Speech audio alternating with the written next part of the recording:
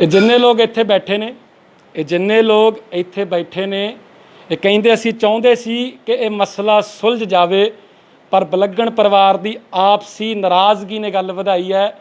ਪਰ ਹੁਣ ਡਟੇ ਆ, ਇਸ ਲੜਕੀ ਦਾ ਸਾਥ ਦੇਵਾਂਗਾ। ਇਹ ਕਹਿੰਦੇ ਨੇ ਕਿ ਇਸ ਲੜਕੀ ਦਾ ਸਾਥ ਦੇਵਾਂਗੇ ਕਿਉਂਕਿ ਇਹ ਲੜਾਈ ਹੁਣ ਇਸ ਕੱਲੀ ਦੀ ਲੜਾਈ ਨਹੀਂ, ਇਹ ਸਮਾਜ ਦੀ ਲੜਾਈ ਹੈ, ਇੱਕ ਔਰਤ ਦੇ ਸਵਾਭੀਮਾਨ ਦੀ ਲੜਾਈ ਹੈ। ਵੀ ਬੱਤੀ ਨਵਾਂ ਸ਼ਹਿਰ ਦੇਖ ਰਹੇ ਹੋ, ਮੈਂ ਦਿਨੇਸ਼ ਸੂਰੀ।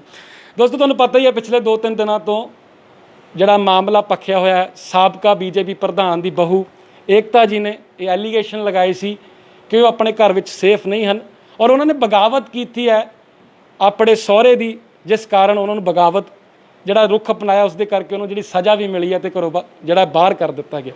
ਹਾਲਾਂਕਿ ਮੈਂ ਆਡੀਅנס ਨੂੰ ਇੱਕ ਚੀਜ਼ ਕਲੀਅਰ ਕਰ ਦੇਣੀ ਚਾਹੁੰਦਾ ਕਿ ਇਹ ਮਾਮਲਾ ਸਾਨੂੰ 1.5-2 ਮਹੀਨੇ ਪਹਿਲਾਂ ਪਤਾ ਚੱਲ ਗਿਆ ਸੀ, ਪਰ ਅਸੀਂ ਚਾਹੁੰਦੇ ਨਹੀਂ ਸੀ ਕਿ ਕਿਸੇ ਦੇ ਨੌਂਦਰਾਂ ਮਾਰੀਏ, ਕਿਸੇ ਦਾ ਪੈਰ ਮਿੱਧੀਏ, ਕਿਉਂਕਿ ਇਹ ਕਿਸੇ ਦੇ ਘਰ ਦਾ ਮਸਲਾ ਹੈ, ਇਹ ਆਪੇ ਸੁਲਝ ਜਾਏਗਾ। ਪਰ ਜਦ ਮਸਲੇ ਦੀਵਾਰਾਂ ਲੰਘ ਕੇ ਘਰ ਦੇ ਬਾਹਰ ਆ ਜਾਂਦੇ ਹਨ, ਛੱਤਾਂ ਟੱਪ ਕੇ ਘਰ ਦੇ ਬਾਹਰ ਆ ਜਾਂਦੇ ਹਨ, ਤਾਂ ਇਹ ਮਾਮਲੇ ਜਿਹੜੇ ਸਮਾਜਿਕ ਹੋ ਜਾਂਦੇ ਹਨ। ਔਰ ਫਿਰ ਜਦ ਕੋਈ ਲੜਕੀ ਗੁਹਾਰ ਲਾਵੇ ਔਰ ਬਾਰ-ਬਾਰ ਕਵੇ ਕਿ ਮੈਂ ਆਤਮ ਹੱਤਿਆ ਕਰ ਲੈਣੀ ਕਿਉਂਕਿ ਮੇਰਾ ਕੋਈ ਸਾਥ ਨਹੀਂ ਦਿੰਦਾ, ਮੈਂ ਬਹੁਤ ਕਮਜ਼ੋਰ ਹਾਂ, ਫਿਰ ਇਹੋ ਜਿਹੇ ਸੱਜਣ ਸਾਰੇ ਜਿਹੜੇ ਇਕੱਤਰਿਤ ਹੋ ਜਾਂਦੇ ਨੇ। ਹਾਲਾਂਕਿ ਮੈਂ ਇੱਕ ਚੀਜ਼ ਹੋਰ ਕਲੀਅਰ ਕਰ ਦੇਵਾਂ ਕਿ ਅਸੀਂ ਜਿਹੜੇ ਇਹਨਾਂ ਦੇ ਓਪੋਨੈਂਟ ਨੇ ਉਹਨਾਂ ਦਾ ਵਰਜਨ ਵੀ ਪਹਿਲਾਂ ਲਗਾਇਆ ਹੋਇਆ, ਉਹਨਾਂ ਦਾ ਵੀ ਆਪਣਾ ਤਰਕ ਹੈ, ਉਹ ਵੀ ਤੁਹਾਡੇ ਤੱਕ ਅੱਪੜ ਤਾਂ ਕਰਦੇ ਰਹਾਂਗੇ, ਲੇਕਿਨ ਜੋ ਇਸ ਲੜਕੀ ਦਾ ਦਰਦ ਹੈ ਉਹ ਵੀ ਤੁਹਾਡੇ ਤੱਕ ਪਹੁੰਚਾਉਣਾ ਬਹੁਤ ਜ਼ਰੂਰੀ ਹੈ ਕਿਉਂਕਿ ਹਰ ਰੋਜ਼ ਸੈਂਕੜੇ ਕਾਲਾਂ ਆ ਜਾਂਦੀਆਂ ਹਨ ਕਿ ਭੈਣ ਜੀ ਬਹੁਤ ਦੁਖੀ ਹਨ, ਬੇਟੀ ਬਹੁਤ ਦੁਖੀ ਹੈ। ਉਹਨਾਂ ਦੀ ਗੱਲ ਹੈ ਜਿਹੜੀ ਆਮ ਜਨਤਾ ਤੱਕ, ਆਮ ਜਨਤਾ ਦੀ ਕਚਹਿਰੀ ਤੱਕ ਜ਼ਰੂਰ ਪਹੁੰਚਾਈ ਜਾਵੇ। ਏਕਤਾ ਜੀ, ਅੱਜ ਪ੍ਰੈਸ ਕਾਨਫਰੰਸ ਕੀਤੀ ਹੈ ਤੁਹਾਡੇ ਸਾਸੂ ਮਾਂ ਨੇ ਔਰ ਅਸੀਂ ਵੀ ਇੱਥੇ ਲਾਈਵ ਚਲਾਇਆ। ਮੈਂ ਤੁਹਾਡੇ ਨਾਲ ਗੱਲਬਾਤ ਕਰਾਂ ਉਸ ਤੋਂ ਪਹਿਲਾਂ ਆਡੀਅנס ਨੂੰ ਵੀ ਦੱਸ ਦੇਵਾਂ ਕਿ ਜਦੋਂ ਅਸੀਂ ਲਾਈਵ ਸ਼ੁਰੂ ਕੀਤਾ ਉਸ ਤੋਂ ਪਹਿਲਾਂ ਜਿਹੜਾ ਨਾ ਮਨ 'ਤੇ ਬੋਝ ਹੁੰਦਾ ਉਹ ਸਭ ਤੋਂ ਵੱਡਾ ਬੋਝ ਹੈ। ਜ਼ਿੰਦਗੀ 'ਤੇ ਤੁਹਾਡੇ 'ਤੇ ਲੋਨ ਹੋਵੇ ਉਹ ਵੀ ਲੈ ਜਾਂਦਾ, ਲੇਕਿਨ ਜਦੋਂ ਮਨ ਦਾ ਬੋਝ ਹੁੰਦਾ ਉਹ ਬੰਦੇ ਨੂੰ ਜੀਣ ਨਹੀਂ ਦਿੰਦਾ। ਜਦੋਂ ਬੰਦਾ ਡਿਪਰੈਸ ਹੋ ਜਾਂਦਾ ਫਿਰ ਉਹਨੂੰ ਪੂਰੀ ਦੁਨੀਆ ਜਿਹੜੀ ਉਹ ਝੂਠੀ ਲੱਗਦੀ ਹੈ। ਇਹਨਾਂ ਦੀ ਵੀ ਸਥਿਤੀ ਇਹੋ ਜਿਹੀ ਹੈ। ਮੈਂ ਫਿਰ ਵੀ ਕੋਸ਼ਿਸ਼ ਕਰਾਂਗਾ ਕਿ ਇਹਨਾਂ ਦਾ ਮਨ ਦਾ ਬੋਝ ਹਲਕਾ ਹੋਵੇ, ਪਰ ਇੱਕ ਚੀਜ਼ ਮੈਂ ਹੋਰ ਕਲੀਅਰ ਕਰ ਦੇਣੀ ਚਾਹੁੰਦਾ, ਇਹ ਜਿੰਨੇ ਲੋਕ ਬੈਠੇ ਨੇ ਇਹਨਾਂ ਦੀ ਵੀ ਸਲਾਮਤੀ ਚਾਹੁੰਦੇ ਨੇ, ਇਹਨਾਂ ਦਾ ਭਲਾ ਵੀ ਚਾਹੁੰਦੇ ਨੇ ਅਤੇ ਇਹਨਾਂ ਦੇ ਪਰਿਵਾਰ ਦਾ ਵੀ ਭਲਾ ਚਾਹੁੰਦੇ ਨੇ। ਉਹ ਚਾਹੁੰਦੇ ਨੇ ਕਿ ਸਾਰੇ ਇਕੱਤਰਿਤ ਰਹਿਣ, ਇਕੱਠੇ ਰਹਿਣ, ਪਰ ਸ਼ਾਂਤੀ ਬਣਾਈ ਰੱਖਣ, ਇਸ ਲੜਕੀ ਦਾ ਕਿਤੇ ਵੀ ਕੋਈ ਨੁਕਸਾਨ ਨਾ ਹੋਵੇ। ਇੱਕ ਤਾਂ ਬਹੁਤ ਨਿੱਘਾ ਸਵਾਗਤ ਹੈ, ਹਾਲਾਂਕਿ ਕਹਿਣਾ ਨਹੀਂ ਚਾਹੀਦਾ ਪਰ ਫਿਰ ਵੀ ਜ਼ਿੰਦਗੀ ਜ਼ਿੰਦਾਬਾਦ ਰਹਿਣ ਦਾ ਨਾਮ ਹੈ, ਤਾਂ ਸਵਾਗਤ ਕਰਦਾ ਮੈਂ। ਹਾਂਜੀ ਜੀ, ਇੱਕ ਤਾਂ ਅੱਜ ਤੁਹਾਡੇ 'ਤੇ ਫਿਰ ਇਲਜ਼ਾਮ ਲੱਗੇ ਨੇ, ਪ੍ਰੈਸ ਕਾਨਫਰੰਸ ਹੋਈ ਹੈ, ਤੁਸੀਂ ਸੁਣ ਲਈ ਹੋਣੀ ਉਹ ਪ੍ਰੈਸ ਕਾਨਫਰੰਸ। ਹਾਂਜੀ, ਤੁਹਾਡੇ ਕੀ ਵਿਚਾਰ ਨੇ? ਹਾਲਾਂਕਿ ਮੈਂ ਸਵਾਲਾਂ ਦੀ ਲੜੀ ਤੁਹਾਡੇ ਵੱਲ ਲੈ ਕੇ ਆਵਾਂਗਾ, ਪਰ ਫਿਰ ਵੀ ਤੁਹਾਡੇ ਮਨ ਦੀ ਕੀ ਪੋਜੀਸ਼ਨ ਹੈ? ਮੈਂ ਹੁਣ ਮਤਲਬ ਸਭ ਨੇ ਸੁਣਿਆ ਹੀ ਆ ਜੋ ਮੈਂ ਐਲੀਗੇਸ਼ਨ ਲਾਏ ਆ, ਉਹਦਾ ਤਾਂ ਉਹਨਾਂ ਨੇ ਕੋਈ ਨਹੀਂ, ਉਹ ਤੇ ਆਪਣੀ ਹੋਰ ਕੋਈ ਗੱਲਾਂ ਜਿਵੇਂ ਕੋਈ ਆਪਣੇ ਕੋਲੋਂ ਕੋਈ ਬਿਨਾਂ ਸਿਰ ਪੈਰ ਦੀਆਂ ਗੱਲਾਂ ਹੀ ਬੋਲਦੇ ਪਏ ਆ ਵੀ ਜੋ ਹੈ ਅਸਲੀਅਤ ਉਹਦੇ ਉਹ ਜਿਨ੍ਹਾਂ ਤੇ ਮੈਂ ਇਲਜ਼ਾਮ ਲਗਾਏ ਆ ਉਹ ਤਾਂ ਸਾਹਮਣੇ ਆਏ ਨਹੀਂ ਇੱਕ ਵਾਰ ਵੀ। ਨਾ ਮੇਰੇ ਹਸਬੈਂਡ ਕੋਈ ਸਟੈਂਡ ਲੈਂਦੇ ਆ, ਉਹ ਇੱਕ ਵਾਰ ਵੀ ਅੱਜ ਤੱਕ ਉਹ ਸਾਹਮਣੇ ਨਹੀਂ ਆਏ ਜਿੱਦਣ ਦੀ ਮੈਂ ਬਾਹਰ ਆਈ ਹਾਂ।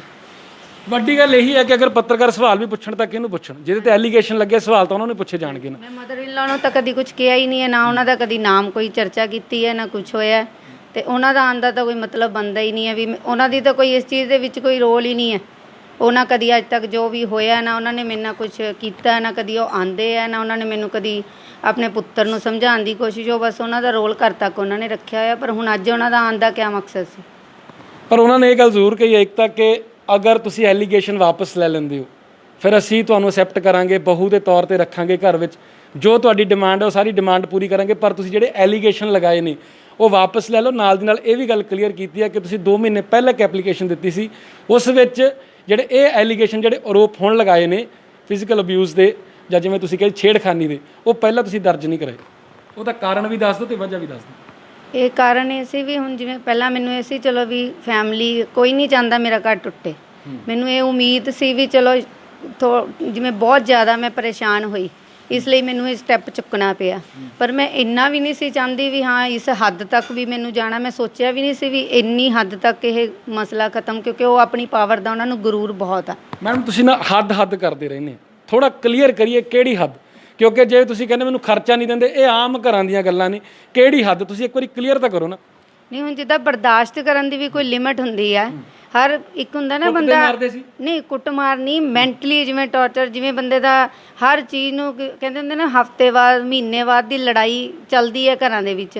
ਜਿਹੜਾ ਇੱਕ ਹੁੰਦਾ ਬੰਦੇ ਦਾ ਸਵੇਰ ਤੋਂ ਲੈ ਕੇ ਰਾਤ ਤੱਕ ਬੰਦੇ ਨੂੰ ਪਿੰਚ ਛੋਟੀਆਂ ਜਿਹੜੀਆਂ ਗੱਲਾਂ ਹੁੰਦੀਆਂ ਨੇ ਨਾ ਉਹ ਬੰਦੇ ਨੂੰ ਹਾਂ ਟੌਂਟ ਕੀ ਮਤਲਬ ਇਸ ਹਿਸਾਬ ਨਾਲ ਉਹ ਮੈਨੂੰ ਰੱਖਦੇ ਇੱਦਾਂ ਸੀ, ਆਹ ਨਹੀਂ ਕਰਨਾ, ਆਹ ਨਹੀਂ ਲੈਣਾ, ਉੱਥੇ ਨਹੀਂ ਜਾਣਾ, ਆਹ ਨਹੀਂ, ਬੱਚਿਆਂ ਨੂੰ ਆਹ ਨਹੀਂ ਚਾਹੀਦਾ, ਬੱਚੇ ਖੇਡਣ ਨਹੀਂ ਜਾ ਸਕਦੇ। ਉਹ ਬੱਚੇ ਮੈਨੂੰ ਵਾਰ-ਵਾਰ ਕਰਦੇ ਆ ਖੇਡਣ ਜਾਣਾ, ਖੇਡਣ ਕੀ ਬੰਦਾ ਬਰਦਾਸ਼ਤ ਕਰੂਗਾ। ਇੱਕ ਤਾਂ ਚਲੋ ਪੈਸੇ ਦੀ ਤਾਂ ਜਿਹੜੀ ਕਮੀ ਸ਼ੁਰੂ ਤੋਂ ਰੱਖੀ ਆ ਉਹਨਾਂ ਨੇ, ਪਰ ਹੋਰ ਵੀ ਬੰਦਿਸ਼ਾਂ ਹੀ ਹਰ ਟਾਈਮ ਜਿਵੇਂ ਨਾ ਡਿਕਟੇਟਰਸ਼ਿਪ ਲਗਾ ਕੇ ਵੀ ਇਹ ਨਹੀਂ ਕਰਨਾ, ਆਹ ਨਹੀਂ ਕਰਨਾ, ਉਹ ਨਹੀਂ ਕਰਨਾ, ਦੁਕਾਨ 'ਤੇ ਆ ਜਾ, ਇੱਦਾਂ ਕਰਦੇ, ਆਹ ਸਿਲਦੇ, ਹੁਣੇ ਹੀ ਆਹ ਕਰਦੇ, ਹਰ ਚੀਜ਼ ਸਵੇਰ ਤੋਂ ਲੈ ਕੇ ਸ਼ਾਮ ਤੱਕ ਉਹੀ ਕੁਝ ਚੱਲਦਾ। ਪਰ ਉਹ ਤਾਂ ਕਹਿੰਦੇ ਤੁਸੀਂ ਘਰ ਵਿੱਚ ਨੌਕਰਾਣੀਆਂ ਰੱਖੀਆਂ ਨੇ, ਤੁਸੀਂ ਸ਼ਾਹਾਂ ਵਰਗੀ ਜ਼ਿੰਦਗੀ ਜੀਂਦੇ ਹੋ। ਮੈਂ ਉਹ ਤਾਂ ਹੁਣ ਮੇਰੀ ਜਿਵੇਂ ਥੋੜੀ ਤਬੀਅਤ ਕਰਕੇ ਸਿਰਫ ਹੁਣ ਮੈਂ ਸਫਾਈ ਵਾਲੀ ਲਗਾਈ ਆ, ਹੋਰ ਮੈਂ ਕਿਹੜੀਆਂ ਨੌਕਰਾਨੀਆਂ ਲਗਾਈਆਂ ਨੇ। ਚਲੋ ਇਹ ਉਹਨਾਂ ਦਾ ਸਵਾਲ ਹੈ, ਮੈਂ ਤੁਹਾਡੇ ਤੱਕ ਪਹੁੰਚਦਾ ਕਰ ਰਿਹਾ। ਤੁਸੀਂ ਹੁਣੇ ਕਿਹਾ ਕਿ ਮੈਂ ਬੱਚਿਆਂ ਦੀ ਬਹੁਤ ਕੇਅਰ ਕਰਦੀ ਹਾਂ, ਬੱਚਿਆਂ ਬਾਰੇ ਸੋਚਦੀ ਹਾਂ, ਪਰ ਬੱਚਾ ਹੀ ਤੁਹਾਡਾ ਮੈਸੇਜ ਕਰ ਰਿਹਾ, ਮੇਬੀ ਤੁਹਾਡੇ mother in law the ID ਤੋਂ ਕਰ ਰਿਹਾ ਮੈਸੇਜ। ਹੁਣ ਮੈਨੂੰ ਨਹੀਂ ਪਤਾ ਉਹੀ ਕਰ ਰਿਹਾ ਕੋਈ ਹੋਰ ਕਰ ਰਿਹਾ। ਉਹ ਕਰ ਰਿਹਾ ਕਿ ਮੰਮੀ ਫ਼ੋਨ ਨੂੰ ਲੌਕ ਲਗਾ ਕੇ ਰੱਖਦੇ ਨੇ, ਜੋ ਅਸ਼ਵਨੀ ਬਲਗਣ ਕੋ ਕਰੇਗਾ ਦੁਖੀ ਉਹ ਰਹਿ ਨਹੀਂ ਸਕਤਾ ਸੁਖੀ। ਬੱਚੇ ਨਾਲ ਤੁਹਾਡੇ ਰਿਲੇਸ਼ਨ ਕਿਹੋ ਜਿਹੇ ਆ, ਜਿਹੜਾ ਵੱਡਾ ਬੇਟਾ? ਨਹੀਂ, ਮੇਰਾ ਬੇਟਾ ਕੱਲ ਵੀ ਆਇਆ ਸੀ, ਅੱਜ ਵੀ ਆ ਕੇ ਗਿਆ ਮੈਨੂੰ ਮਿਲ ਕੇ। ਮੈਂ ਉਹਨੂੰ ਪੁੱਛਿਆ ਵੀ ਹੈ, ਉਹ ਮੇਰੀ ਕਸਮ ਖਾ ਕੇ ਗਿਆ, ਕਹਿੰਦਾ ਮੰਮਾ ਮੈਂ ਨਹੀਂ ਕੀਤੇ ਮੈਸੇਜ। ਮੈਂ ਹਾਂ ਇੱਕ ਦੋ ਕਹਿੰਦਾ ਸਿਰਫ ਮੈਂ ਉਹ ਮੈਸੇਜ ਕੀਤਾ ਵੀ ਹਾਂ ਮੈਨੂੰ ਆ ਕੇ ਪਿਆਰ। ਉਹ ਵੀ ਕਹਿੰਦਾ ਉਹਨਾਂ ਨੇ ਮੈਨੂੰ ਕਿਹਾ ਤਾਂ ਤੈਨੂੰ ਖੇਡਣ ਜਾਣ ਦੇਣਾ ਜੇ ਤੂੰ ਮੈਸੇਜ ਕਰੂੰਗਾ। This is really surprising. ਇਹ ਗੱਲ ਸੱਚੀ ਹੈ? ਬੇਟਾ ਕਹਿ ਕੇ ਗਿਆ? ਹਾਂਜੀ, ਬੇਟਾ ਕਹਿ ਕੇ ਗਿਆ ਮੈਨੂੰ। ਅੱਜ ਉਹ ਮੇਰੇ ਘਰ ਜਦ ਮੈਂ ਇੱਥੇ ਸਵੇਰ ਵੀ ਅਸੀਂ ਆਏ ਹੋਏ ਸੀ ਬਾਹਰ, ਤੇ ਮੇਰੀ ਸਿਸਟਰ ਦੇ ਕੋਲ ਹੀ ਉੱਥੇ ਹੀ ਉਹ ਰੋਟੀ ਖਾ ਕੇ ਗਿਆ। ਅੱਜ ਸਾਰਾ ਦਿਨ ਦਾ ਬੜਾ ਬੇਟਾ ਅੱਜ ਸਾਰਾ ਦਿਨ ਦਾ ਉਹ ਸਾਡੇ ਘਰ ਸੀਗਾ। ਮੈਮ ਇਹ ਗੱਲ ਸੱਚ ਕਹਿ ਰਹੇ ਨੇ? ਹਾਂਜੀ, ਮੈਂ ਆਇਆ ਸੀ, ਉਹ ਰੋ ਰਿਹਾ ਸੀ, ਕੰਬ ਰਿਹਾ ਸੀ, ਤੇ ਕਹਿੰਦਾ ਮੇਰੀ ਜ਼ਿੰਦਗੀ ਬਰਬਾਦ ਹੋ ਗਈ ਹੈ, ਮੈਂ ਕਿਸੇ ਪਾਸੇ ਦਾ ਨਹੀਂ ਰਿਹਾ, ਹੁਣ ਮੈਂ ਕੀ ਕਰਾਂ। ਫਿਰ ਮੈਂ ਉਹਨੂੰ ਆਪਣੇ ਗਲ ਦੇ ਨਾਲ ਲਗਾਇਆ ਤੇ ਫਿਰ ਉਹਨੂੰ ਬਿਠਾਇਆ, ਮੈਂ ਪਾਣੀ ਵਗੈਰਾ ਦਿੱਤਾ। ਫਿਰ ਉਹ ਰੋ ਰਿਹਾ ਸੀ, ਮੈਂ ਕਿਹਾ ਤੂੰ ਚੁੱਪ ਹੋ ਜਾ, ਕੋਈ ਨਾ ਮੰਮਾ ਆ ਜਾਂਦੇ ਨੇ ਤੇਰੇ ਨਾਲ ਗੱਲ ਕਰ ਲੈਣਗੇ। ਫਿਰ ਮੈਂ ਉਹਨੂੰ ਬਿਠਾ ਕੇ ਰੱਖਿਆ। ਫਿਰ ਮੈਂ ਇਹਨੂੰ ਫੋਨ ਕੀਤਾ, ਮੈਂ ਕਿਹਾ ਖੇਵਨ ਇਸ ਤਰ੍ਹਾਂ ਰੋਂਦਾ ਪਿਆ। ਕਹਿੰਦੀ ਕੋਈ ਗੱਲ ਨਹੀਂ, ਤੂੰ ਉਹਨੂੰ ਪਿਆਰ ਨਾਲ ਇਸ ਤਰ੍ਹਾਂ ਬਿਠਾ ਕੇ ਰੱਖੀ ਤੇ ਰੋਟੀ। ਹਾਂਜੀ, ਤੇ ਰੋਟੀ ਵਗੈਰਾ ਖਿਲਾ ਦੀ। ਫਿਰ ਮੈਂ ਉਹਨੂੰ ਪੂਰਾ ਰੋਟੀ ਵਗੈਰਾ ਖਿਲਾਈ ਹੈ। ਪਤਾ ਨਹੀਂ ਉਹ ਸਵੇਰ ਦਾ ਮੈਂ ਕਿਹਾ ਤੂੰ ਰੋਟੀ ਖਾਈ ਜਾਂ ਨਹੀਂ, ਮੈਨੂੰ ਝੂਠ ਬੋਲਿਆ ਕਿ ਨਹੀਂ ਬੋਲਿਆ। ਇਸ ਘਰ ਚ ਆਇਆ ਸੀ? ਨਾਨੀ ਦੇ ਘਰ, ਮੰਮੀ ਦੇ ਘਰ। ਇਹ ਇੱਧਰ ਆਏ ਹੋਏ ਸੀ, ਬਾਹਰ ਆਏ ਹੋਏ ਸੀਗੇ। ਹਾਂਜੀ, ਮੈਂ ਇਕੱਲੀ ਸੀ ਘਰ ਦੇ ਵਿੱਚ, ਛੋਟਾ ਬੇਟਾ ਵੀ ਇਹਨਾਂ ਦਾ ਮੇਰੇ ਕੋਲ ਸੀਗਾ। ਮੈਮ ਬੇਟਾ ਦਾ ਨਾਂ ਖੇਵਨ ਹੈ। ਖੇਵਨ ਦੀ ਆਪਣੀ ਪਰਸਨਲ ਆਈਡੀ ਕੋਈ ਹੈ ਨਹੀਂ ਫੇਸਬੁੱਕ ਦੀ? ਨਹੀਂ, ਉਹਨੇ ਬਣਾਈ ਹੋਈ ਆਪਣੀ ਵੀ ਆਈਡੀ। ਉਹ ਆਪਣੀ ਪਰਸਨਲ ਆਈਡੀ ਤੋਂ ਕਮੈਂਟ ਕਿਉਂ ਨਹੀਂ ਕਰਦਾ? ਉਹਨੇ ਕੀਤੇ ਹੀ ਨਹੀਂ ਹੈ। ਕੋਈ ਹੋਰ ਕਮੈਂਟ ਕਰ ਰਿਹਾ? ਕੋਈ ਹੋਰ, ਉਹ ਕਹਿੰਦਾ ਦਾਦੀ ਨੇ ਕੀਤੇ ਕਮੈਂਟ। ਉਹਨੇ ਮੈਨੂੰ ਆਪ ਸਾਫ਼ ਕਹਿ ਕੇ ਗਿਆ, ਕਹਿੰਦਾ ਦਾਦੀ ਨੇ ਆਪ ਲਿਖੇ। ਪਹਿਲਾ ਤਾਂ ਸਭ ਤੋਂ ਬੜੀ ਮੈਟਰ ਇਹ ਹੈ, ਕੋਈ ਵੀ ਇਸ ਮੈਟਰ ਦੇ ਵਿੱਚ ਇਦਾਂ ਦੇ ਚੀਜ਼ਾਂ ਦੇ ਵਿੱਚ ਬੱਚੇ ਦਾ ਇਨਵੋਲਵਮੈਂਟ ਤਾਂ ਹੈ ਹੀ ਨਹੀਂ। ਕੋਈ ਐਡਾ ਬੱਚਾ ਹੈ ਨਹੀਂ ਮੇਰਾ ਇਸ ਲਾਇਕ ਵੀ 16-17 ਸਾਲ ਦਾ ਹੋਵੇ, ਉਹਨੂੰ ਆਪਾਂ ਸਲਾਹ ਲੈ ਸਕਦੇ। ਉਹ ਤਾਂ ਨਾਬਾਲਿਗ ਬੱਚਾ, ਉਹਨੂੰ ਕੀ ਸਮਝ ਆ? 12 ਸਾਲ ਦਾ ਬੱਚਾ, ਉਹਨੂੰ ਕੋਈ ਸਮਝ ਨਹੀਂ ਹੈ। ਉਹਨੂੰ ਇਸ ਗੱਲਾਂ ਦੇ ਵਿੱਚ ਇਨਵੋਲਵ ਕਰਨਾ ਹੀ ਬਹੁਤ ਬੜਾ ਮਤਲਬ ਗਲਤ ਹੈ। ਉਹਦੀ ਬਚਪਨ ਖੋ ਰਹੇ ਆ ਉਹਦੇ ਕੋਲ। ਕੀ ਮਾਨਸਿਕ ਸਥਿਤੀ ਕੀ ਸੀ ਤੁਹਾਡੇ ਬੇਟੇ ਦੀ ਅੱਜ? ਉਹ ਬੜਾ ਪਰੇਸ਼ਾਨ ਸੀਗਾ। ਉਹ ਬਾਰ-ਬਾਰ ਪਤਾ ਕੀ ਮੈਨੂੰ ਅੱਜ ਕੀ ਕਹਿ ਕੇ ਗਿਆ, ਕਹਿੰਦਾ ਮੈਂ ਤਾਂ ਇਹ ਦੁਆ ਕਰੋ ਮੇਰੇ ਉੱਪਰ ਟਰੱਕ ਚੜ ਜਾਵੇ। ਦੇਖੋ ਇਹੀ ਸਥਿਤੀ ਜਿਹੜੀ ਅਸੀਂ ਪਹਿਲਾਂ ਵੀ ਇਹਨਾਂ ਨਾਲ ਫੋਨ ਤੇ 2 ਵਾਰ ਗੱਲਬਾਤ ਕੀਤੀ ਆ, ਇਹ ਅੱਧੇ ਡਿਪਰੈਸ ਹੋ ਜਾਂਦੇ ਨੇ। ਤਾਂ ਸਾਡੀ ਵੀ ਕੋਸ਼ਿਸ਼ ਹੁੰਦੀ ਕਿ ਇਹੋ ਜਿਹੀ ਤਸਵੀਰਾਂ ਨਾ ਦੇ, ਕਿਉਂਕਿ ਮਨ ਪਸੀਚਿਆ ਜਾਂਦਾ। ਪਿੱਛੇ ਵੀ ਹੋਰ ਚਿਹਰੇ ਨੇ ਜਿਹੜੇ ਉਹਨਾਂ ਦੀ ਅੱਖਾਂ ਨਮ ਹੋ ਚੁੱਕੀਆਂ ਨੇ। ਸਰ ਅਗਰ ਇੱਧਰ ਮੈਂ ਆ ਜਾਣਾ ਪਲੀਜ਼ ਸਰ, ਸਮਾਂ ਦਿਓ ਤੁਸੀਂ ਇੱਧਰ ਜੀ। ਧੀਰ ਸਾਹਿਬ ਅੱਜ ਤੁਹਾਡੇ ਤੇ ਵੀ ਐਲੀਗੇਸ਼ਨ ਲੱਗੇ ਨੇ ਜੀ, ਔਰ ਕਹਿੰਦੇ ਨੇ ਕਿ ਘਰ ਤਾਂ ਵਸ ਜਾਣਾ ਸੀ, ਪਰ ਇਹ ਤੁਹਾਡੇ ਮਗਰ ਲੱਗੇ ਹੋਏ ਨੇ ਜਿਹਦੇ ਕਰਕੇ ਘਰ ਨਹੀਂ ਵਸ ਰਿਹਾ। ਤੇ ਜੀ ਤੁਸੀਂ ਕੀ ਕਹਿਣਾ ਚਾਹੁੰਦੇ? ਗੱਲ ਇਹ ਹੈ ਜੀ ਕਿ ਇੱਕ ਸਮਾਜ ਦੇ ਵਿਅਕਤੀ ਦੇ ਨਾਤੇ ਪਹਿਲਾਂ, ਕਿਉਂਕਿ ਮੈਂ ਰਾਜਨੀਤਿਕ ਪਾਰਟੀ ਦੇ ਭਾਜਪਾ ਦੇ ਵਿੱਚ ਰਿਹਾ ਐਕਟਿਵ, ਸਟੇਟ ਤੱਕ ਕੰਮ ਕੀਤਾ, 15 ਸਾਲ ਸਟੇਟ ਐਗਜ਼ੈਕਟਿਵ ਮੈਂਬਰ ਰਿਹਾ। ਪਰ ਹੁਣ ਜਦੋਂ ਆਪਾਂ ਦੇਖਿਆ ਕਿ ਕਿਸਾਨ ਦੇ ਮੋਰਚੇ ਦੇ ਉੱਤੇ ਉਹਨਾਂ ਨੇ ਲਾਇਆ ਸੀ, ਮੇਰਾ ਮਨ ਪਰੇਸ਼ਾਨ ਰਿਹਾ। ਔਰ ਮੈਂ 2-3 ਮਹੀਨੇ ਪਹਿਲਾਂ ਭਾਜਪਾ ਤੋਂ ਨਹੀਂ, ਸਿਆਸਤ ਤੋਂ ਹੀ ਅਸਤੀਫਾ ਦੇ ਦਿੱਤਾ ਔਰ ਆਪਣੇ ਆਪ ਨੂੰ ਨਿਰਭਰ ਕਰ ਲਿਆ ਕਿ ਮੈਂ ਸਿਰਫ ਸਮਾਜ ਸੇਵਾ ਕਰਨੀ। ਮੈਂ ਤੁਹਾਨੂੰ ਟੋਕ ਕੇ ਸਵਾਲ ਪੁੱਛੂੰਗਾ, ਕਿਉਂਕਿ ਇਹ ਆਪਾਂ ਕੋਈ ਇੰਟਰਵਿਊ ਸਪੈਸ਼ਲ ਨਹੀਂ ਕਰ ਰਹੇ, ਇਹਨਾਂ ਦੇ ਅਜੇ ਹੱਲ ਲੱਭਣ ਦੀ ਗੱਲ ਹੋ ਰਹੀ ਹੈ। ਤੁਸੀਂ ਕਹਿ ਰਹੇ ਕਿ ਮੈਂ ਸਿਆਸਤ ਤੋਂ ਜਿਹੜਾ ਅਸਤੀਫਾ ਲੈ ਲਿਆ, ਪਰ ਤੁਹਾਡੇ ਤੇ ਐਲੀਗੇਸ਼ਨ ਇਹ ਲੱਗ ਰਿਹਾ ਕਿ ਇਹਨਾਂ ਦੇ ਘਰ 'ਚ ਸਿਆਸਤ ਤੁਸੀਂ ਕਰ ਰਹੇ ਹੋ। ਔਰ ਅੱਛਾ, ਬੀਜੇਪੀ ਦੇ ਜਿਹੜੇ ਤੁਸੀਂ ਨੁਮਾਇੰਦੇ ਹੋ, ਲੋਕਾਂ ਦੇ ਫੈਸਲੇ ਕਰਾਉਂਦੇ ਹੁਣ ਆਪਣੇ ਫੈਸਲੇ ਵਿੱਚ ਕਿਉਂ ਉਲਝ ਗਏ? ਦੇਖੋ, ਮੈਂ ਨਾ ਇਸ ਲੜਕੀ ਨੂੰ ਕਦੀ ਪਹਿਲਾਂ ਮਿਲਿਆ, ਨਾ ਇਹਨਾਂ ਦੇ ਪਰਿਵਾਰ 'ਚ ਕਦੀ ਗਿਆ, ਨਾ ਇਹਨਾਂ ਦੇ ਬੱਚਿਆਂ ਦੇ ਵਿਆਹਾਂ 'ਚ ਗਿਆ, ਨਾ ਬੇਟੀਆਂ ਦੋਨੋਂ ਵਿਆਹੀਆਂ ਅਸ਼ਵਨੀ ਨੇ ਉਹਦੇ ਵਿੱਚ ਗਿਆ, ਨਾ ਇਹਦੇ ਬੇਟੇ ਦੇ ਵਿਆਹ 'ਚ ਗਿਆ। ਮੈਨੂੰ ਕੁਛ ਨਹੀਂ ਪਤਾ ਇੱਥੇ ਤੇ ਵੀ ਇਹਨਾਂ ਦਾ ਘਰ ਕਿੱਥੇ ਆ। ਸਾਡੇ ਕੋਲ ਜੇ ਕੋਈ ਆਉਂਦਾ ਆ ਤਾਂ ਅਸੀਂ ਉਹਦੀ ਆਵਾਜ਼ ਸੁਣਦੇ ਹਾਂ। ਇਹ ਬੱਚੀ ਜਦੋਂ ਆਈ ਆ, ਇਹ ਖੁਦ ਤੁਹਾਡੇ ਕੋਲ ਆਏ ਕਿ ਤੁਸੀਂ ਫੋਨ ਕਰਕੇ ਇਹਨਾਂ ਨੂੰ ਬੁਲਾਇਆ ਸੀ ਇਹਦਾ, ਇਹ ਖੁਦ ਆਏ ਨੇ ਕਿ ਤੁਸੀਂ ਬੁਲਾਇਆ? ਇਹ ਆਪਣੇ ਆਪ ਆਈ ਆ, ਕਿਉਂਕਿ ਮੇਰੀ ਆਦਤ ਆ ਕਿ ਮੈਂ ਆਪਣੇ ਪਰਿਵਾਰ ਤੱਕ ਸੀਮਿਤ ਰਹਿ ਕੇ ਹੀ ਜਿਹੜਾ ਕੋਈ ਮੇਰੇ ਕੋਲ ਆਉਂਦਾ ਹੈ ਮੈਂ ਉਹਦੀ ਮਦਦ ਕਰਦਾ ਹਾਂ। ਜਦੋਂ ਇਹ ਆਈ ਤੇ ਬੜੇ ਪਰੇਸ਼ਾਨ ਸੀ, ਮੈਂ ਇਹਦੀ ਗੱਲ ਨੂੰ ਸੁਣਿਆ ਤੇ ਥੋੜਾ ਜਿਹਾ ਸੋਚਣ ਦਾ ਟਾਈਮ ਲਿਆ। ਉਸ ਤੋਂ ਬਾਅਦ ਮੈਂ ਆਪਣੇ ਸ਼੍ਰੀਮਤੀ ਜੀ ਨਾਲ ਗੱਲ ਕੀਤੀ, ਉਹਨਾਂ ਨੇ ਮੈਨੂੰ ਇਸ਼ਾਰੇ ਨਾਲ ਅੰਦਰ ਬੁਲਾਇਆ ਤੇ ਪੁੱਛਿਆ ਕਿ ਡਾ ਸਾਹਿਬ ਜੇ ਜ਼ਿੰਦਗੀ 'ਚ ਕੋਈ ਪੁੰਨ ਕਰਨਾ ਆ ਤਾਂ ਇਸ ਲੜਕੀ ਦੀ ਮਦਦ ਕਰੋ। ਇਹ ਸੱਚਮੁੱਚ ਪਰੇਸ਼ਾਨ ਆ। ਇਹਦੇ 'ਚ ਇਹ ਨਾ ਦੇਖਿਓ ਵੀ ਤੁਹਾਨੂੰ ਕਿੰਨੀਆਂ ਰੁਕਾਵਟਾਂ ਆਉਂਦੀਆਂ ਆ, ਕਿੰਨੇ ਤੁਹਾਨੂੰ ਝਟਕੇ ਲੱਗਦੇ। ਇਹ ਮੈਮ ਉਹਨਾਂ ਨੇ ਵੀ ਗੱਲ ਕੀਤੀ ਤੁਹਾਨੂੰ, ਤੇ ਮੈਮ ਇਹ ਗੱਲ ਬਿਲਕੁਲ ਸੱਚ ਹੈ। ਹੈ ਲੜਕੀ ਦੀ ਸਹਾਇਤਾ ਕਰਨੀ ਚਾਹੀਦੀ ਹੈ। ਡਾਕਟਰ ਸਾਹਿਬ ਤੁਸੀਂ ਸਮਾਜ ਸੇਵਕ ਹੋ, ਡਾਕਟਰ ਵੀ ਹੋ, ਆਪਾਂ ਨੂੰ ਇਹ ਜੇ ਲੜਕੀ ਆਪਣੇ ਦੁਆਰ 'ਤੇ ਆਈ ਹੈ ਇਹਦੇ ਤੇ ਇਹਦੀ ਮਦਰ ਸਾਡੇ ਕੋਲ ਆਏ ਸੀ ਤਾਂ ਰੋ ਰਹੇ ਸੀ, ਦੁਖੀ ਸੀ, ਤਾਂ ਮੈਂ ਕਿਹਾ ਡਾਕਟਰ ਸਾਹਿਬ ਇਹਦੀ ਸਹਾਇਤਾ ਕਰੋ। ਅੱਛਾ, ਮੇਰੀ ਵੀ ਜਦ ਉਹਨਾਂ ਨਾਲ ਫੋਨ ਤੇ ਗੱਲ ਹੋਈ ਸੀ ਤਾਂ ਇਹੀ ਕਹਿ ਰਹੇ ਸੀਗੇ ਕਿ ਮੇਰੇ ਅੱਗੇ ਪਿੱਛੇ ਕੋਈ ਨਹੀਂ, ਨਾ ਮੇਰਾ ਕੋਈ ਭਰਾ ਹੈ, ਨਾ ਮੇਰੇ ਸਿਰ ਤੇ ਪੇ ਹੈ, ਮੈਂ ਕਮਜ਼ੋਰ ਹਾਂ, ਮੇਰਾ ਸਾਥ ਕਿਸੇ ਨੇ ਨਹੀਂ ਦੇਣਾ। ਇਹ ਗੱਲ ਤੁਹਾਡੇ ਨਾਲ ਵੀ ਕੀਤੀ ਇਹਨਾਂ ਨੇ? ਹਾਂਜੀ, ਬਾਅਦ 'ਚ ਇਹਨੇ ਸਾਰੀਆਂ ਗੱਲਾਂ ਦੱਸੀਆਂ ਕਿ ਮੇਰੇ ਫਾਦਰ ਦੀ ਡੈਥ ਹੋ ਗਈ ਆ, ਮੇਰੀ ਇੱਕ ਸਿਸਟਰ ਸ਼ਾਦੀ ਹੋਣ ਵਾਲੀ ਸੀ, ਉਦੋਂ ਮੈਂ ਦੁਖੀ ਹੋ ਕੇ ਕਿ ਉਹਦੀ ਸ਼ਾਦੀ ਹੋ ਜਾਏ, ਤਾਂ ਮੈਂ ਆਪਣੇ ਘਰ ਦੀਆਂ ਗੱਲਾਂ ਨੂੰ ਨਹੀਂ ਫੈਲਾਇਆ, ਤੇ ਮੈਂ ਕਹਿੰਦੀ ਸੀ ਵੀ ਇਹਦੀ ਸ਼ਾਦੀ ਠੀਕ ਠਾਕ ਹੋ ਜਾਏ ਕਿਉਂਕਿ ਮੇਰਾ ਪਾਪਾ ਮੇਰੇ ਕੋਈ ਸਰਕਮਸਟੈਂਸਸ ਦੀ ਗੱਲ ਕਰੋ ਕਿ ਲੇਟ ਕਿਉਂ ਹੋ ਗਏ? ਬਾਕੀ ਠੀਕ ਹੈ, ਇਹ ਬੱਚੇ ਦਾ ਦੁੱਖ ਸਾਨੂੰ ਦੂਰ ਕਰਨਾ ਚਾਹੀਦਾ, ਇਹਦੇ ਨਾਲ ਸਾਰੇ ਸਮਾਜ ਨੂੰ ਖੜਾ ਹੋਣਾ ਚਾਹੀਦਾ ਤਾਂ ਕਿ ਇਹਨੂੰ ਨਿਆਂ ਮਿਲ ਜਾਏ। ਧੀਰ ਸਾਹਿਬ ਆਪਣੀ ਗੱਲ ਵਿੱਚ ਹੀ ਰਹਿ ਗਈ। ਮੈਂ ਫਿਰ ਤੋਂ ਉਸੇ ਗੱਲ ਤੇ ਆਨਾ ਕਿ ਲੋਕਾਂ ਦੇ ਫੈਸਲੇ ਕਰਵਾਉਂਦੇ ਸੀ ਪਰ ਆਪਣੇ ਦੋਸਤ ਦੇ ਘਰ ਦਾ ਫੈਸਲਾ ਨਹੀਂ ਕਰਵਾ ਹੋ ਰਿਹਾ। ਸਵਾਲ ਇਹ ਹੈ ਜੀ ਕਿ ਦੋਸਤ ਦੀ ਨੇਚਰ ਹੀ ਐਸੀ ਜਿਹੀ ਆ ਕਿ ਉਹ ਇਹ ਚਾਹੁੰਦਾ ਹੈ ਬਈ ਮੇਰੀ ਹੀ ਗੱਲ ਮੰਨੀ ਜਾਵੇ, ਮੈਂ ਹੀ ਬ੍ਰਹਮਾ, ਮੈਂ ਹੀ ਵਿਸ਼ਨੂੰ, ਮੈਂ ਹੀ ਮਹੇਸ਼ ਹਾਂ, ਜੋ ਮੇਰੇ ਮੂੰਹ ਚੋਂ ਨਿਕਲ ਗਿਆ ਉਹੀ ਸੱਤ ਆ, ਬਾਕੀ ਸਭ ਝੂਠ ਆ। ਇਹ ਉਹਨੂੰ ਮੈਂ ਪਿਛਲੇ ਘੱਟ ਤੋਂ ਘੱਟ 1980 ਤੋਂ ਜਾਣਦਾ ਹਾਂ। 1980 ਤੋਂ ਬਾਅਦ ਜੋ ਮੈਂ ਉਹਦੇ ਨੇੜੇ ਹੋ ਕੇ ਦੇਖਿਆ, ਮੈਂ ਜੇ ਦੱਸਾਂ ਤਾਂ ਅੱਜ ਜੋ ਮੇਰੀ ਭੈਣ ਨੀਲਮ ਨੇ ਮੇਰੇ ਤੇ ਐਲੀਗੇਸ਼ਨ ਲਾਏ ਕਿ ਡਾਕਟਰ ਧੀ ਜਿਹੜਾ ਸਾਡੇ ਘਰ ਦੇ ਵਿੱਚ ਇਹ ਕਲੇਸ਼ ਪਾ ਰਿਹਾ, ਅੱਜ ਉਹ ਸ਼ਬਦ ਤਾਂ ਕਹਿ ਪਾਈ ਆ ਕਿਉਂਕਿ ਮੈਂ ਉਹਦੀ ਜ਼ਿੰਦਗੀ 1998 ਦੇ ਵਿੱਚ ਹੀ ਬਚਾਈ ਸੀ, ਜਿਸ ਵੇਲੇ ਅਸ਼ਵਨੀ ਬਿਲਗਨ ਜੀ ਨੇ ਇਹਨੂੰ ਇੰਨਾ ਕੁੱਟਿਆ ਮਾਰਿਆ ਔਰ ਬਹਾਰ ਚੰਦ ਅਰੋੜਾ ਜੀ ਇਹਨੂੰ ਮੇਰੀ ਕਲੀਨਿਕ ਦੇ ਮੂਹਰੇ ਛੱਡ ਗਏ ਤੇ ਇਹ ਮੇਰੇ ਕੋਲ ਆਈ ਤੇ ਇਸ ਨੇ ਕਿਹਾ ਕਿ ਮੈਂ ਧੀਰਾਂ ਦੀ ਕੁੜੀ ਆ। ਨੀਲਮ ਜੀ ਨੇ ਕਿਹਾ? ਨੀਲਮ ਜੀ ਨੇ ਕਿਹਾ। ਉਸ ਵੇਲੇ ਹੀ ਮੈਂ ਆਪਣੇ ਸਟਾਫ ਨੂੰ ਕਿਹਾ ਕਿ ਜਾਓ ਇਹਦਾ ਪੱਟੀਆਂ ਕਰਾਓ, ਮੱਲਮ ਕਰਾਓ, ਦਵਾਈਆਂ ਦਿਓ ਔਰ ਇਹਨੂੰ ਖਾਣ ਪੀਣ ਨੂੰ ਦਿਓ। ਉਹ ਇਹਨੂੰ ਮੇਰੇ ਘਰ ਲੈ ਆਏ ਜਿਹੜੇ ਕਿ ਇਸ ਵੇਲੇ ਚੰਡੀਗੜ੍ਹ ਰੋਡ ਤੇ ਹੈ। ਔਰ ਉਸ ਤੋਂ ਬਾਅਦ ਮੈਂ ਇਸ ਨੂੰ ਫੋਨ ਕੀਤੇ ਵੀ ਬਿਲਗਨ ਸਾਹਿਬ ਤੁਹਾਡੀ ਘਰਵਾਲੀ ਜਿਹੜੀ ਹੈ ਉਹ ਇੱਥੇ ਆਈ ਹੋਈ ਹੈ, ਬੜੀ ਉਹਦੀ ਹਾਲਤ ਬੁਰੀ ਹੈ, ਉਹਨੂੰ ਸੰਭਾਲੋ। ਪਰ ਇਹ ਸ਼ਖਸ 4-4:30 ਵਜੇ ਤੱਕ ਨਹੀਂ ਆਇਆ ਔਰ ਜਦੋਂ ਆਇਆ ਤੇ ਉਹ ਉਸ ਵੇਲੇ ਉੱਥੋਂ ਮੇਰੀ ਜਿਹੜੀ ਨੀਲਮ ਭੈਣ ਆ ਉੱਥੇ ਹੈ ਨਹੀਂ ਸੀ। ਇਹਨੇ ਮੈਨੂੰ ਕਿਹਾ ਡਾਕਟਰ ਸਾਹਿਬ ਉਹ ਕਿਤੇ ਨਾ ਕਿਤੇ ਖੂਹ 'ਚ ਛਾਲ ਮਾਰ ਕੇ ਮਰ ਗਈ ਜਾਂ ਨਹਿਰ 'ਚ ਮਰ ਗਈ ਹੈ। ਮੈਂ ਇਹਨੂੰ ਨਾਲ ਲੈ ਕੇ ਉਸੇ ਵੇਲੇ ਹੀ ਸਾਰੀਆਂ ਨਹਿਰਾਂ ਖੂਹ ਦੇਖੇ, ਫਿਰ ਕਹਿਣ ਲੱਗਾ ਨਹੀਂ ਮੇਰੀ ਲਾਸ਼, ਚਲੋ ਬਿਆਸਾ ਚੱਲਦੇ ਹਾਂ।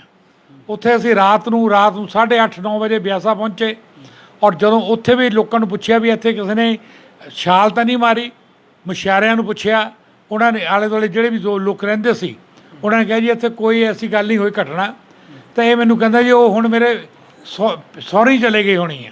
ਚਲੋ ਸਰ ਇਹ ਤਾਂ ਪੁਰਾਣੀ ਗੱਲ ਹੈ, 22-23 ਸਾਲ ਪੁਰਾਣੀ ਗੱਲ ਹੈ, ਨੇਚਰ ਚੇਂਜ ਵੀ ਹੋ ਸਕਦੀ, ਕਿਤੇ ਇੱਕ ਵਾਰ ਲੜਾਈ ਹੋ ਗਈ ਹੋਵੇਗੀ। ਦੇਖੋ ਨੇਚਰ ਵਿਅਕਤੀ ਦੀ ਇਹ ਰਹੀ ਆ, ਸਾਰੇ ਸ਼ਹਿਰ ਤੋਂ ਤੁਸੀਂ ਪਤਾ ਕਰ ਸਕਦੇ ਆ। ਮੇਰੇ ਨਾਲੇ ਬਹਾਰ ਚੰਦ ਅਰੋੜਾ ਜੀ ਬੈਠੇ ਆ, ਇਹ ਤੁਹਾਨੂੰ ਦੱਸ ਸਕਦੇ ਆ ਵੀ ਉਸ ਵਿਅਕਤੀ ਦੀ ਨੇਚਰ ਕਿਹੋ ਜਿਹੀ ਆ। ਨਹੀਂ ਮੈਂ ਉਹੀ ਪੁੱਛਣਾ ਚਾਹੁੰਦਾ ਕਿਉਂਕਿ ਉੱਥੇ ਜਿਹੜੇ ਆਗੂ ਸੀ ਉਹਨਾਂ ਨੇ ਕਿਹਾ ਕਿ ਉਹਨਾਂ ਦਾ ਚਰਿੱਤਰ ਬੜਾ ਅੱਛਾ ਹੈ, ਬਿਫੋਰ ਮੈਰਿਜ ਤੋਂ ਅਸੀਂ ਉਹਨਾਂ ਨੂੰ ਜਾਣਦੇ ਹਾਂ ਵੀ ਚਰਿੱਤਰ ਵਾਈਜ਼ ਉਹ A1 ਨੇ, ਉਹਨਾਂ ਦਾ ਚਰਿੱਤਰ ਇਹੋ ਜਿਹਾ ਨਹੀਂ ਆ ਜਿਹੜੇ ਐਲੀਗੇਸ਼ਨ ਇਹਨਾਂ ਨੇ ਲਗਾਇਆ। ਜਿੱਥੇ ਦੇ ਚਰਿੱਤਰ ਦੀ ਗੱਲ ਆ, ਬੜੇ ਜਿਹੜੇ ਆਪਾਂ ਇਤਿਹਾਸ ਹੁਣੇ ਦੇਖਿਆ ਕਈ ਬੰਦੇ ਸਾਧੂ ਸੰਤ ਵੀ ਇਨਵੋਲਵ ਹੋਏ ਆ, ਮੈਂ ਨਾਂ ਨਹੀਂ ਲੈਣਾ ਚਾਹੁੰਦਾ, ਜਿਨ੍ਹਾਂ ਤੇ ਐਲੀਗੇਸ਼ਨ ਲੱਗੇ ਔਰ ਉਹ ਜੇਲ੍ਹਾਂ 'ਚ ਕੱਟ ਕੇ ਆਏ। ਮੈਂ 70 ਸਾਲ ਦਾ ਹੋ ਗਿਆ ਆ ਕਿ ਮੈਨੂੰ ਸਰਟੀਫਿਕੇਟ ਦੀ ਲੋੜ ਹੈ ਸਮਾਜ ਤੋਂ। ਮੇਰਾ ਕਿਰਦਾਰ ਬੋਲੇਗਾ ਕਿ ਸਮਾਜ ਮੈਨੂੰ ਉਸ ਵੇਲੇ ਕਹੇਗਾ ਕਿ ਇਹ ਜੋ ਡਾਕਟਰ ਧੀਰ ਹੈ ਇਹ ਕਿਸ ਕਾਇਦੇ ਦਾ ਹੈ। ਅੱਜ ਉਸੇ ਸਿਲਸਿਲੇ 'ਚ ਅੱਜ ਮੈਂ ਤੁਹਾਨੂੰ ਫੇਰ ਕਹਿ ਰਿਹਾ ਹਾਂ ਕਿ ਇਹ ਜੇ ਮੇਰੇ ਤੇ ਇਲਜ਼ਾਮ ਚਾਹੇ ਮਿਸਟਰ ਥਾਂਦੀ ਨੇ ਲਾਇਆ, ਮੈਂ ਇਹ ਬੜੀ ਸਪਸ਼ਟ ਗੱਲ ਕਰ ਦੇਣਾ ਚਾਹੁੰਦਾ ਹਾਂ ਕਿ ਪਿਛਲੇ 43 ਸਾਲ ਤੋਂ ਅਸੀਂ ਇਹ ਹਸਪੀਟਲ ਸਾਡਾ ਚੱਲ ਰਿਹਾ ਹੈ ਔਰ ਉਸ ਦੇ ਵਿੱਚ 70% ਮਹਿਲਾਵਾਂ ਆਉਂਦੀਆਂ ਹਨ ਔਰ ਉਹਦੇ ਮਹਿਲਾਵਾਂ ਦੇ ਵਿੱਚੋਂ ਬੜੇ ਤੋਂ ਬੜੇ ਜਿਹੜੇ ਜੰਗ ਏਜ ਦੀਆਂ ਲੜਕੀਆਂ ਹੁੰਦੀਆਂ ਹਨ। ਅੱਜ ਤੱਕ ਜੋ ਇਲਜ਼ਾਮ ਨਹੀਂ ਲਾਇਆ ਸੀ ਇਹ ਮਿਸਿਸ ਥਾਂਦੀ ਨੇ ਜਾਣਬੁੱਝ ਕੇ ਆਪਣੇ ਰਾਜਨੀਤਿਕ ਸਵਾਰਥਾਂ ਨੂੰ ਪੂਰਾ ਕਰਨ ਲਈ, ਕਿਉਂਕਿ ਉਹ ਪਰ ਸਰ ਇਹ ਲੜਾਈ ਬਲੱਗਣ ਪਰਿਵਾਰ ਦੀ ਹੈ ਕਿ ਬੀਜੇਪੀ ਪਾਰਟੀ ਦੀ ਲੜਾਈ ਹੈ, ਪ੍ਰਧਾਨਗੀ ਦੀ ਲੜਾਈ ਹੋ ਰਹੀ ਹੈ? ਦੇਖੋ, ਪ੍ਰਧਾਨਗੀ ਦੀ ਕੋਈ ਲੜਾਈ ਨਹੀਂ, ਕਿਉਂਕਿ ਨਾ ਮੈਂ ਕਦੀ ਪ੍ਰਧਾਨਗੀ ਦੀ ਰੇਸ 'ਚ ਰਿਹਾ, ਨਾ ਮੈਂ ਪ੍ਰਧਾਨਗੀ ਰੇਸ 'ਚ ਕਿਸੇ ਬੀਜੇਪੀ ਹਾਈ ਕਮਾਂਡ ਨੂੰ ਮਿਲਿਆ। ਤੁਸੀਂ ਕਹਿ ਰਹੇ ਹੋ ਕਿ ਮੈਂ ਸਿਆਸਤ ਤੋਂ ਅਸਤੀਫਾ ਲੈ ਲਿਆ, ਜਾਂ ਤੁਸੀਂ ਅਸਤੀਫਾ ਹੀ ਲੈ ਲਿਆ, ਫਿਰ ਤੁਹਾਡੇ ਨਾਲ ਲੜਾਈ ਕਿਵੇਂ ਹੋ ਸਕਦੀ? ਇਹ ਉਹ ਪਹਿਲਾਂ ਦੀ ਗੱਲਾਂ ਕਰ ਰਹੇ ਹਨ, ਉਹਨਾਂ ਦੇ ਦਿਮਾਗ ਹੀ ਇਦਾਂ ਦੇ ਬਣੇ ਹੋਏ ਹਨ ਕਿ ਉਹਨਾਂ ਦਾ ਇੱਕੋ ਚਾਰਾ ਰਿਹਾ ਵੀ ਕਿਸੇ ਨਾ ਕਿਸੇ ਤਰ੍ਹਾਂ ਅਸੀਂ ਆਪਣੀ ਮੈਨੀਪੂਲੇਸ਼ਨ ਕਰਕੇ ਅੱਗੇ ਵਧੀਏ ਔਰ ਉਹਦਾ ਇੱਕੋ ਇੱਕ ਨਿਸ਼ਾਨਾ ਸੀ, ਕਿਉਂਕਿ ਮੈਂ ਆਪਣੇ ਕਿਰਦਾਰ ਨੂੰ ਬਣਾਏ ਰੱਖਿਆ, ਨਾ ਝੂਠ ਦਾ ਸਹਾਰਾ ਲਿਆ, ਨਾ ਹੁਣ ਲੈਂਦਾ ਹੈ। ਮੈਮ ਸਰ ਉਹਨਾਂ ਨੇ ਕਿਹਾ ਕਿ ਤੁਸੀਂ ਇਹਨਾਂ ਕੋਲ ਪਹੁੰਚ ਕੀਤੀ ਹੈ, ਇਹ ਪਹਿਲਾਂ ਕਦੀ ਤੁਹਾਡੇ ਘਰ ਨਹੀਂ ਹੈ, ਇਹ ਗੱਲ ਸੱਚ ਹੈ? ਹਾਂਜੀ, ਮੈਂ ਪਰੇਸ਼ਾਨ ਸੀ ਬਹੁਤ, ਮੈਨੂੰ ਕੋਈ, ਕਿਉਂਕਿ ਮੈਨੂੰ ਪਤਾ ਉਹ ਆਪਣੀ ਪਾਵਰ ਦਾ ਹਰ ਵਾਰੀ ਮੈਨੂੰ ਉਹਨਾਂ ਨੇ ਉੱਥੇ ਅਸੀਂ ਪਹਿਲਾਂ ਡੀਐਸਪੀ ਸਰ ਤੋਂ ਵੀ ਐਪਲੀਕੇਸ਼ਨ ਦਿੱਤੀ, ਕੁਝ ਨਹੀਂ ਬਣਿਆ। ਫਿਰ ਮੈਨੂੰ ਉਹਨਾਂ ਨੇ ਕਹਿ ਦਿੱਤਾ ਕਰ ਪਾਵਰ ਦੀ ਗੱਲ ਅਕਸਰ ਕਰਦੇ ਹੋ, ਪਾਵਰ ਲੋਕਾਂ ਦੇ ਭਲੇ ਲਈ ਹੁੰਦੀ ਹੈ, ਪਰ ਜੇ ਅਸੀਂ ਘਰ 'ਚ ਹੀ ਪਾਵਰ ਦਿਖਾਉਣ ਲੱਗ ਪਈਏ, ਹਾਲਾਂਕਿ ਮੈਂ ਸਪਸ਼ਟ ਕਰ ਦੇਣਾ ਚਾਹੁੰਦਾ ਕਿ ਇਹ ਸਿਰਫ ਆਰੋਪ ਲੱਗ ਰਹੇ ਨੇ, ਅਸੀਂ ਉਹਨਾਂ ਨੂੰ ਦੋਸ਼ੀ ਮੰਨਿਆ ਨਹੀਂ ਹਾਲੇ ਤੱਕ, ਕਿਉਂਕਿ ਅਸੀਂ ਸਿਰਫ ਇਹਨਾਂ ਦਾ ਪੁਆਇੰਟ ਆਫ ਵਿਊ ਤੁਹਾਡੇ ਤੱਕ ਰੱਖ ਰਹੇ ਹਾਂ। ਅੰਟਿਲ ਉਹ ਸਾਡੇ ਨਾਲ ਗੱਲਬਾਤ ਨਹੀਂ ਕਰਦੇ, ਕਿਉਂਕਿ ਅਸੀਂ ਉਹਨਾਂ ਦਾ ਬੜਾ ਰਾਬਤਾ ਕਰਨ ਦੀ ਕੋਸ਼ਿਸ਼ ਕੀਤੀ, ਕਈ ਦਫਾ ਕਾਲ ਕੀਤੀ, ਉਹਨਾਂ ਦਾ ਫੋਨ ਸਵਿਚ ਆਫ ਆ ਰਿਹਾ ਸੀ। ਮੈਮ ਇਹ ਪਾਵਰ ਹੈ ਜਿਹੜੀ, ਇਹ ਤੁਸੀਂ ਪਹਿਲਾਂ ਲੋਕਾਂ ਨੂੰ ਕਿਉਂ ਨਹੀਂ ਦੱਸਿਆ, ਪਹਿਲਾਂ ਸਰ ਨੂੰ ਕਿਉਂ ਦੱਸਿਆ, 14 ਸਾਲਾਂ ਬਾਅਦ ਹੀ ਕਿਉਂ ਬਾਹਰ ਆਏ ਹੋ? ਮੈਂ ਕਹਿੰਦੇ ਹੁੰਦੇ ਲੜਕੀਆਂ, ਮੈਂ ਆਪਣੇ ਪਿੱਛੇ ਦਾ ਦੇਖ ਕੇ ਵੀ ਚਲੋ ਹੋਊਗਾ ਟਾਈਮ, ਕਦੀ ਮੇਰੇ ਫੈਮਲੀਜ਼ ਨੇ, ਮੇਰੀ ਸਿਸਟਰ ਨੇ ਕਹਿਣਾ ਕੋਈ ਨਹੀਂ ਹੋ ਜਾਊਗਾ ਠੀਕ, ਸ਼ਾਇਦ ਫਰਕ ਪੈ ਜੂ, ਤੇਰੇ ਬੱਚੇ ਬੜੇ ਹੋ ਰਹੇ ਆ, ਸ਼ਾਇਦ ਠੀਕ ਹੋ ਜਾਣਗੇ। ਪਰ ਉਹ ਕਹਿੰਦੇ ਹੁੰਦੇ ਉਮੀਦ ਬੰਦਾ ਕਿੱਥੇ ਤੱਕ ਰੱਖ ਸਕਦਾ? ਇੱਕ ਤਾਂ ਹੁੰਦਾ ਜੋ ਬੰਦੇ ਨੂੰ ਥੋੜਾ ਸੁਧਾਰ ਦਿਖਦਾ ਹੋਵੇ ਨਾ, ਫਿਰ ਉਮੀਦ ਕਾਇਮ ਰਹਿੰਦੀ ਹੁੰਦੀ ਹੈ। ਮੇਰਾ ਤਾਂ ਮਤਲਬ ਉਹ ਟੌਰਚਰ ਘਟਣ ਦੀ ਬਜਾਏ ਵੱਧਦਾ ਗਿਆ ਦਿਨ ਬ ਦਿਨ।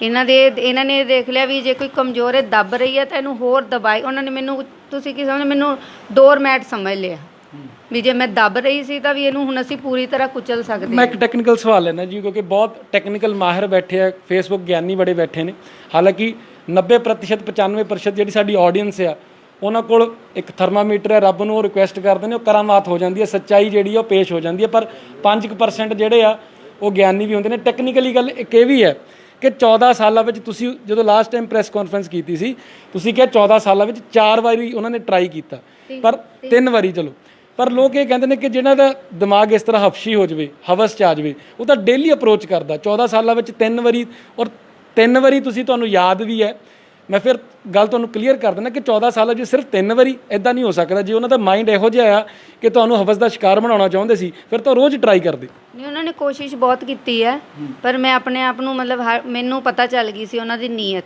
ਮੈਂ ਆਪਣੇ ਆਪ ਨੂੰ ਪੂਰਾ ਮਤਲਬ ਜਿਵੇਂ ਕਹਿੰਦੇ ਨਾ ਸੇਫ ਰੱਖਦੀ ਸੀ। ਮੈਂ ਕਦੀ ਆਪਣੀ ਸਿਸਟਰ ਨੂੰ ਕਾਲ ਲਗਾ ਕੇ, ਜਿਵੇਂ ਉਹਨਾਂ ਕੋਲ ਕਦੀ ਇਕੱਲੀ ਮੈਨੂੰ ਜਾਣਾ ਪੈਂਦਾ ਸੀ, ਪਹਿਲੇ ਤਾਂ ਮੈਂ ਅਵੋਇਡ ਕਰਦੀ ਸੀ, ਮੈਂ ਉਹਨਾਂ ਦੇ ਕਦੀ ਮੈਨੂੰ ਇਕੱਲੀ ਸਾਹਮਣਾ ਕਰਨਾ ਨਾ ਪਵੇ। ਜੇ ਮੈਨੂੰ ਕਦੀ ਬਾਈ ਚਾਂਸ ਜਿਵੇਂ ਉਹਨਾਂ ਨੂੰ ਰੋਟੀ ਦੇਣ ਲਈ, ਜੇ ਮੰਮੀ ਇੱਧਰ ਉੱਧਰ ਨੇ ਜਾਂ ਕਿਤੇ ਹੈ ਰੋਟੀ ਦੇਣ ਲਈ ਉਹਨਾਂ ਕੋਲ ਇਕੱਲੇ, ਮੈਂ ਆਪਣੀ ਸਿਸਟਰ ਨੂੰ ਕਾਲ ਲਗਾ ਕੇ ਆਪਣਾ ਫੋਨ ਚੱਲਦਾ ਛੱਡ ਦਿੰਦੀ ਹੁੰਦੀ ਸੀ, ਜਾਂ ਫਿਰ ਮੈਂ ਆਪਣੇ ਹਸਬੈਂਡ ਨਾਲ ਗੱਲ ਕਰਦੀ ਫਿਰ ਉਹਨਾਂ ਨੂੰ ਪਤਾ ਸੀ ਵੀ ਫੋਨ ਤੇ ਗੱਲ ਕਰ ਰਹੀ ਹੈ, ਫਿਰ ਉਹ ਕੁਝ ਕਰ ਨਹੀਂ ਸਕਦੇ ਸੀ ਇੱਦਾਂ। ਤੁਹਾਡੇ ਫੋਨ ਦਾ ਹੀ ਬੜਾ ਰੌਲਾ ਪੈਂਦਾ, ਕਹਿੰਦੇ ਤੁਸੀਂ ਲੌਕ ਲਾ ਕੇ ਰੱਖਦੇ ਸੀ। ਇੱਕ ਕਮੈਂਟ ਮੈਂ ਪੜ੍ਹਿਆ ਸੀ ਕਿ ਤੁਸੀਂ 10 ਦਿਨ ਨਹੀਂ ਆਉਂਦੇ ਸੀ, ਰਾਤ ਨੂੰ 10 ਵਜੇ ਗਾਇਬ ਹੋ ਜਾਂਦੇ ਸੀ, ਉਹਦੇ ਵਿੱਚ ਕਿੰਨੀ ਕੁ ਸੱਚਾਈ ਹੈ? 10 ਵਜੇ ਦੱਸੋ ਮੈਂ ਕਿੱਥੇ, ਮੈਂ ਤਾਂ ਦਿਨ ਵਿੱਚ ਵੀ ਕਿਤੇ ਆਪਣੀ ਮੰਮੀ ਵੱਲ ਜਾਂ ਕਿਤੇ ਬਾਜ਼ਾਰ ਵੀ ਜਾਨੀ, ਮੈਨੂੰ ਕਿਤੇ ਕੁੱਤੇ ਮਿਲ ਜਾਂਦੇ, ਮੈਂ ਫੋਨ ਕਰਕੇ ਖੜੀ ਹੋ ਜਾਂਦੀ ਹਾਂ ਵੀ ਇੱਥੇ ਕੁੱਤੇ ਆ, ਮੈਨੂੰ ਆ ਕੇ ਲੈ ਜਾਓ। ਮੈਂ ਤਾਂ ਦਿਨ 'ਚ ਵੀ ਇੰਨਾ ਡਰਦੀ ਹਾਂ। ਕਿਹੜੇ ਕੁੱਤਿਆਂ ਦੀ ਗੱਲ ਕਰਦੇ ਹੋ, ਜਿਨ੍ਹਾਂ ਦਾ ਜ਼ਮੀਰ ਕੁੱਤਾ ਹੈ ਕਿ ਜੋ ਐਸੇ ਕੁੱਤੇ? ਜਿਹੜੇ ਮਤਲਬ ਕੁੱਤੇ ਹੁੰਦੇ, ਮੈਂ ਇਕੱਲੀ ਵੈਸੇ ਹੀ ਡਰਦੀ ਬਹੁਤ ਆ, ਕਿਤੇ ਵੀ ਆ ਜਾਣ ਤੋਂ। ਰਾਤ ਨੂੰ ਤਾਂ ਗੱਲ ਹੀ ਬਹੁਤ ਦੂਰ ਦੀ ਹੈ, ਮੈਂ ਕਦੀ ਅੱਜ ਤੱਕ ਕਦੀ ਰਾਤ ਨੂੰ ਗਈ ਹੀ ਨਹੀਂ।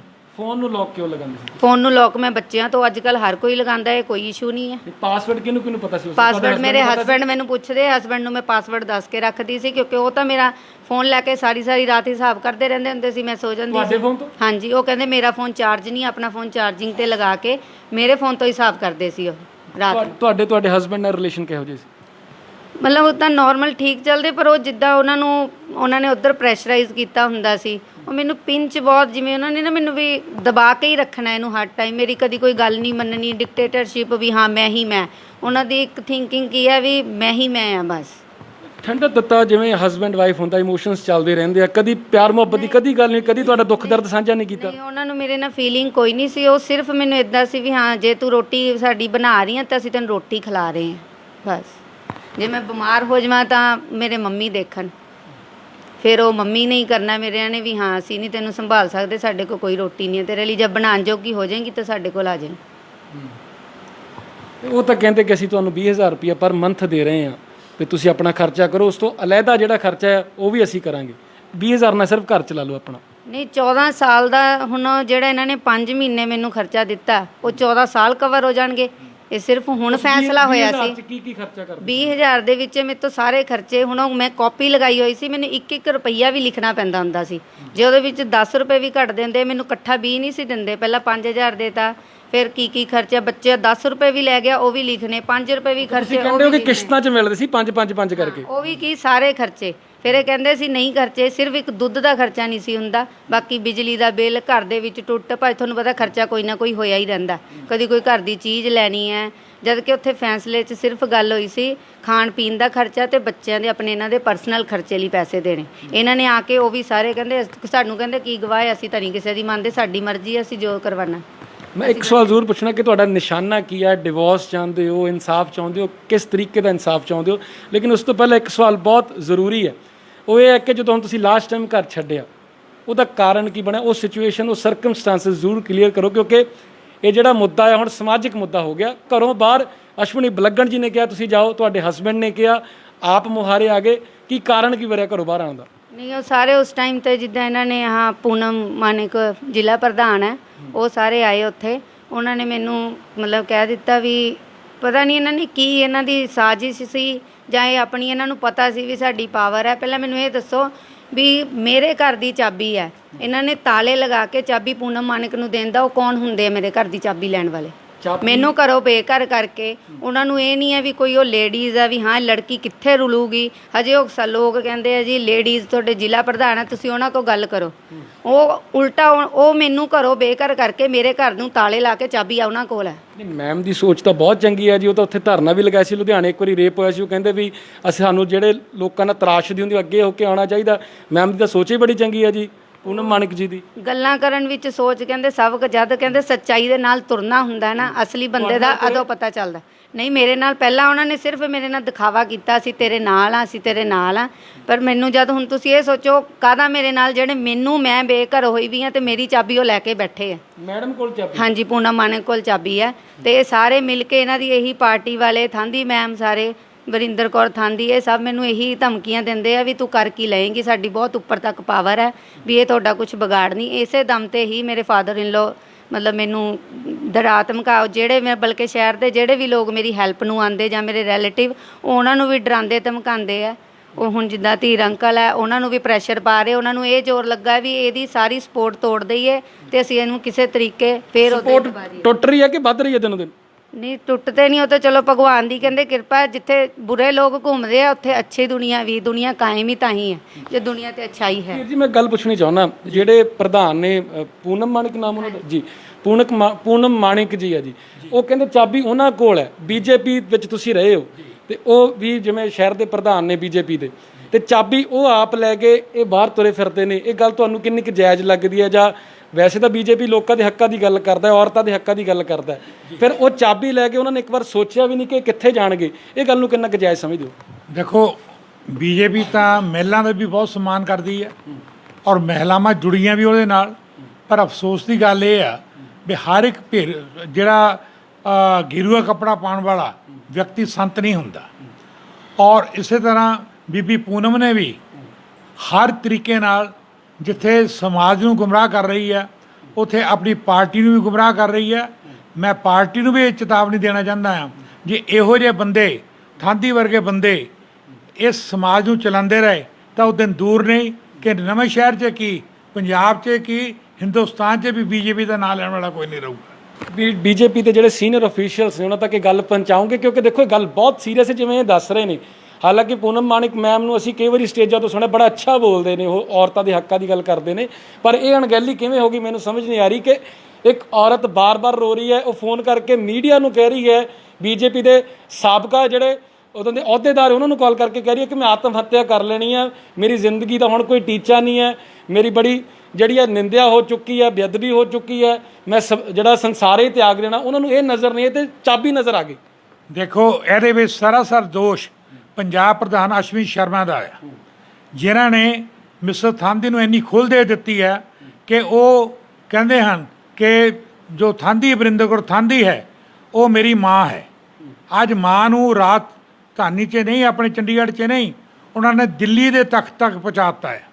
ਔਰ ਉਹ ਮਾਂ ਆਪਣੇ ਉਹਨਾਂ ਅਹੁਦੇ ਦੇ ਉਸੇ ਸੱਤਾ ਦੀ ਪਾਵਰ ਲੈ ਕੇ ਅੱਜ ਇਸ ਜੋ ਬੱਚੇ ਹਨ ਇਹਨਾਂ ਬੱਚਿਆਂ ਨੂੰ ਗੁੰਮਰਾਹ ਕਰ ਰਹੀ ਹੈ, ਧਮਕਾ ਰਹੀ ਹੈ। ਸਰ ਮੇਰਾ ਸਵਾਲ ਇਹ ਹੈ ਕਿ ਚਾਬੀ ਪੂਨਮ ਮਾਣਿਕ ਜੀ ਕੋ, ਥਾਂਦੀ ਜੀ ਬਾਰੇ ਮੈਂ ਪੂਨਮ ਮਾਣਿਕ ਜੀ ਬਾਰੇ ਗੱਲ ਕੀਤੀ ਕਿ ਉਹਨਾਂ ਕੋਲ ਚਾਬੀ ਉਹ ਲੈ ਕੇ ਗਏ। ਦੇਖੋ ਪੂਨਮ ਮਾਣਿਕ ਨੇ ਸਰਾਸਰ ਬਹੁਤ ਜ਼ਿਆਦਾ ਗਲਤੀ ਕੀਤੀ ਹੈ।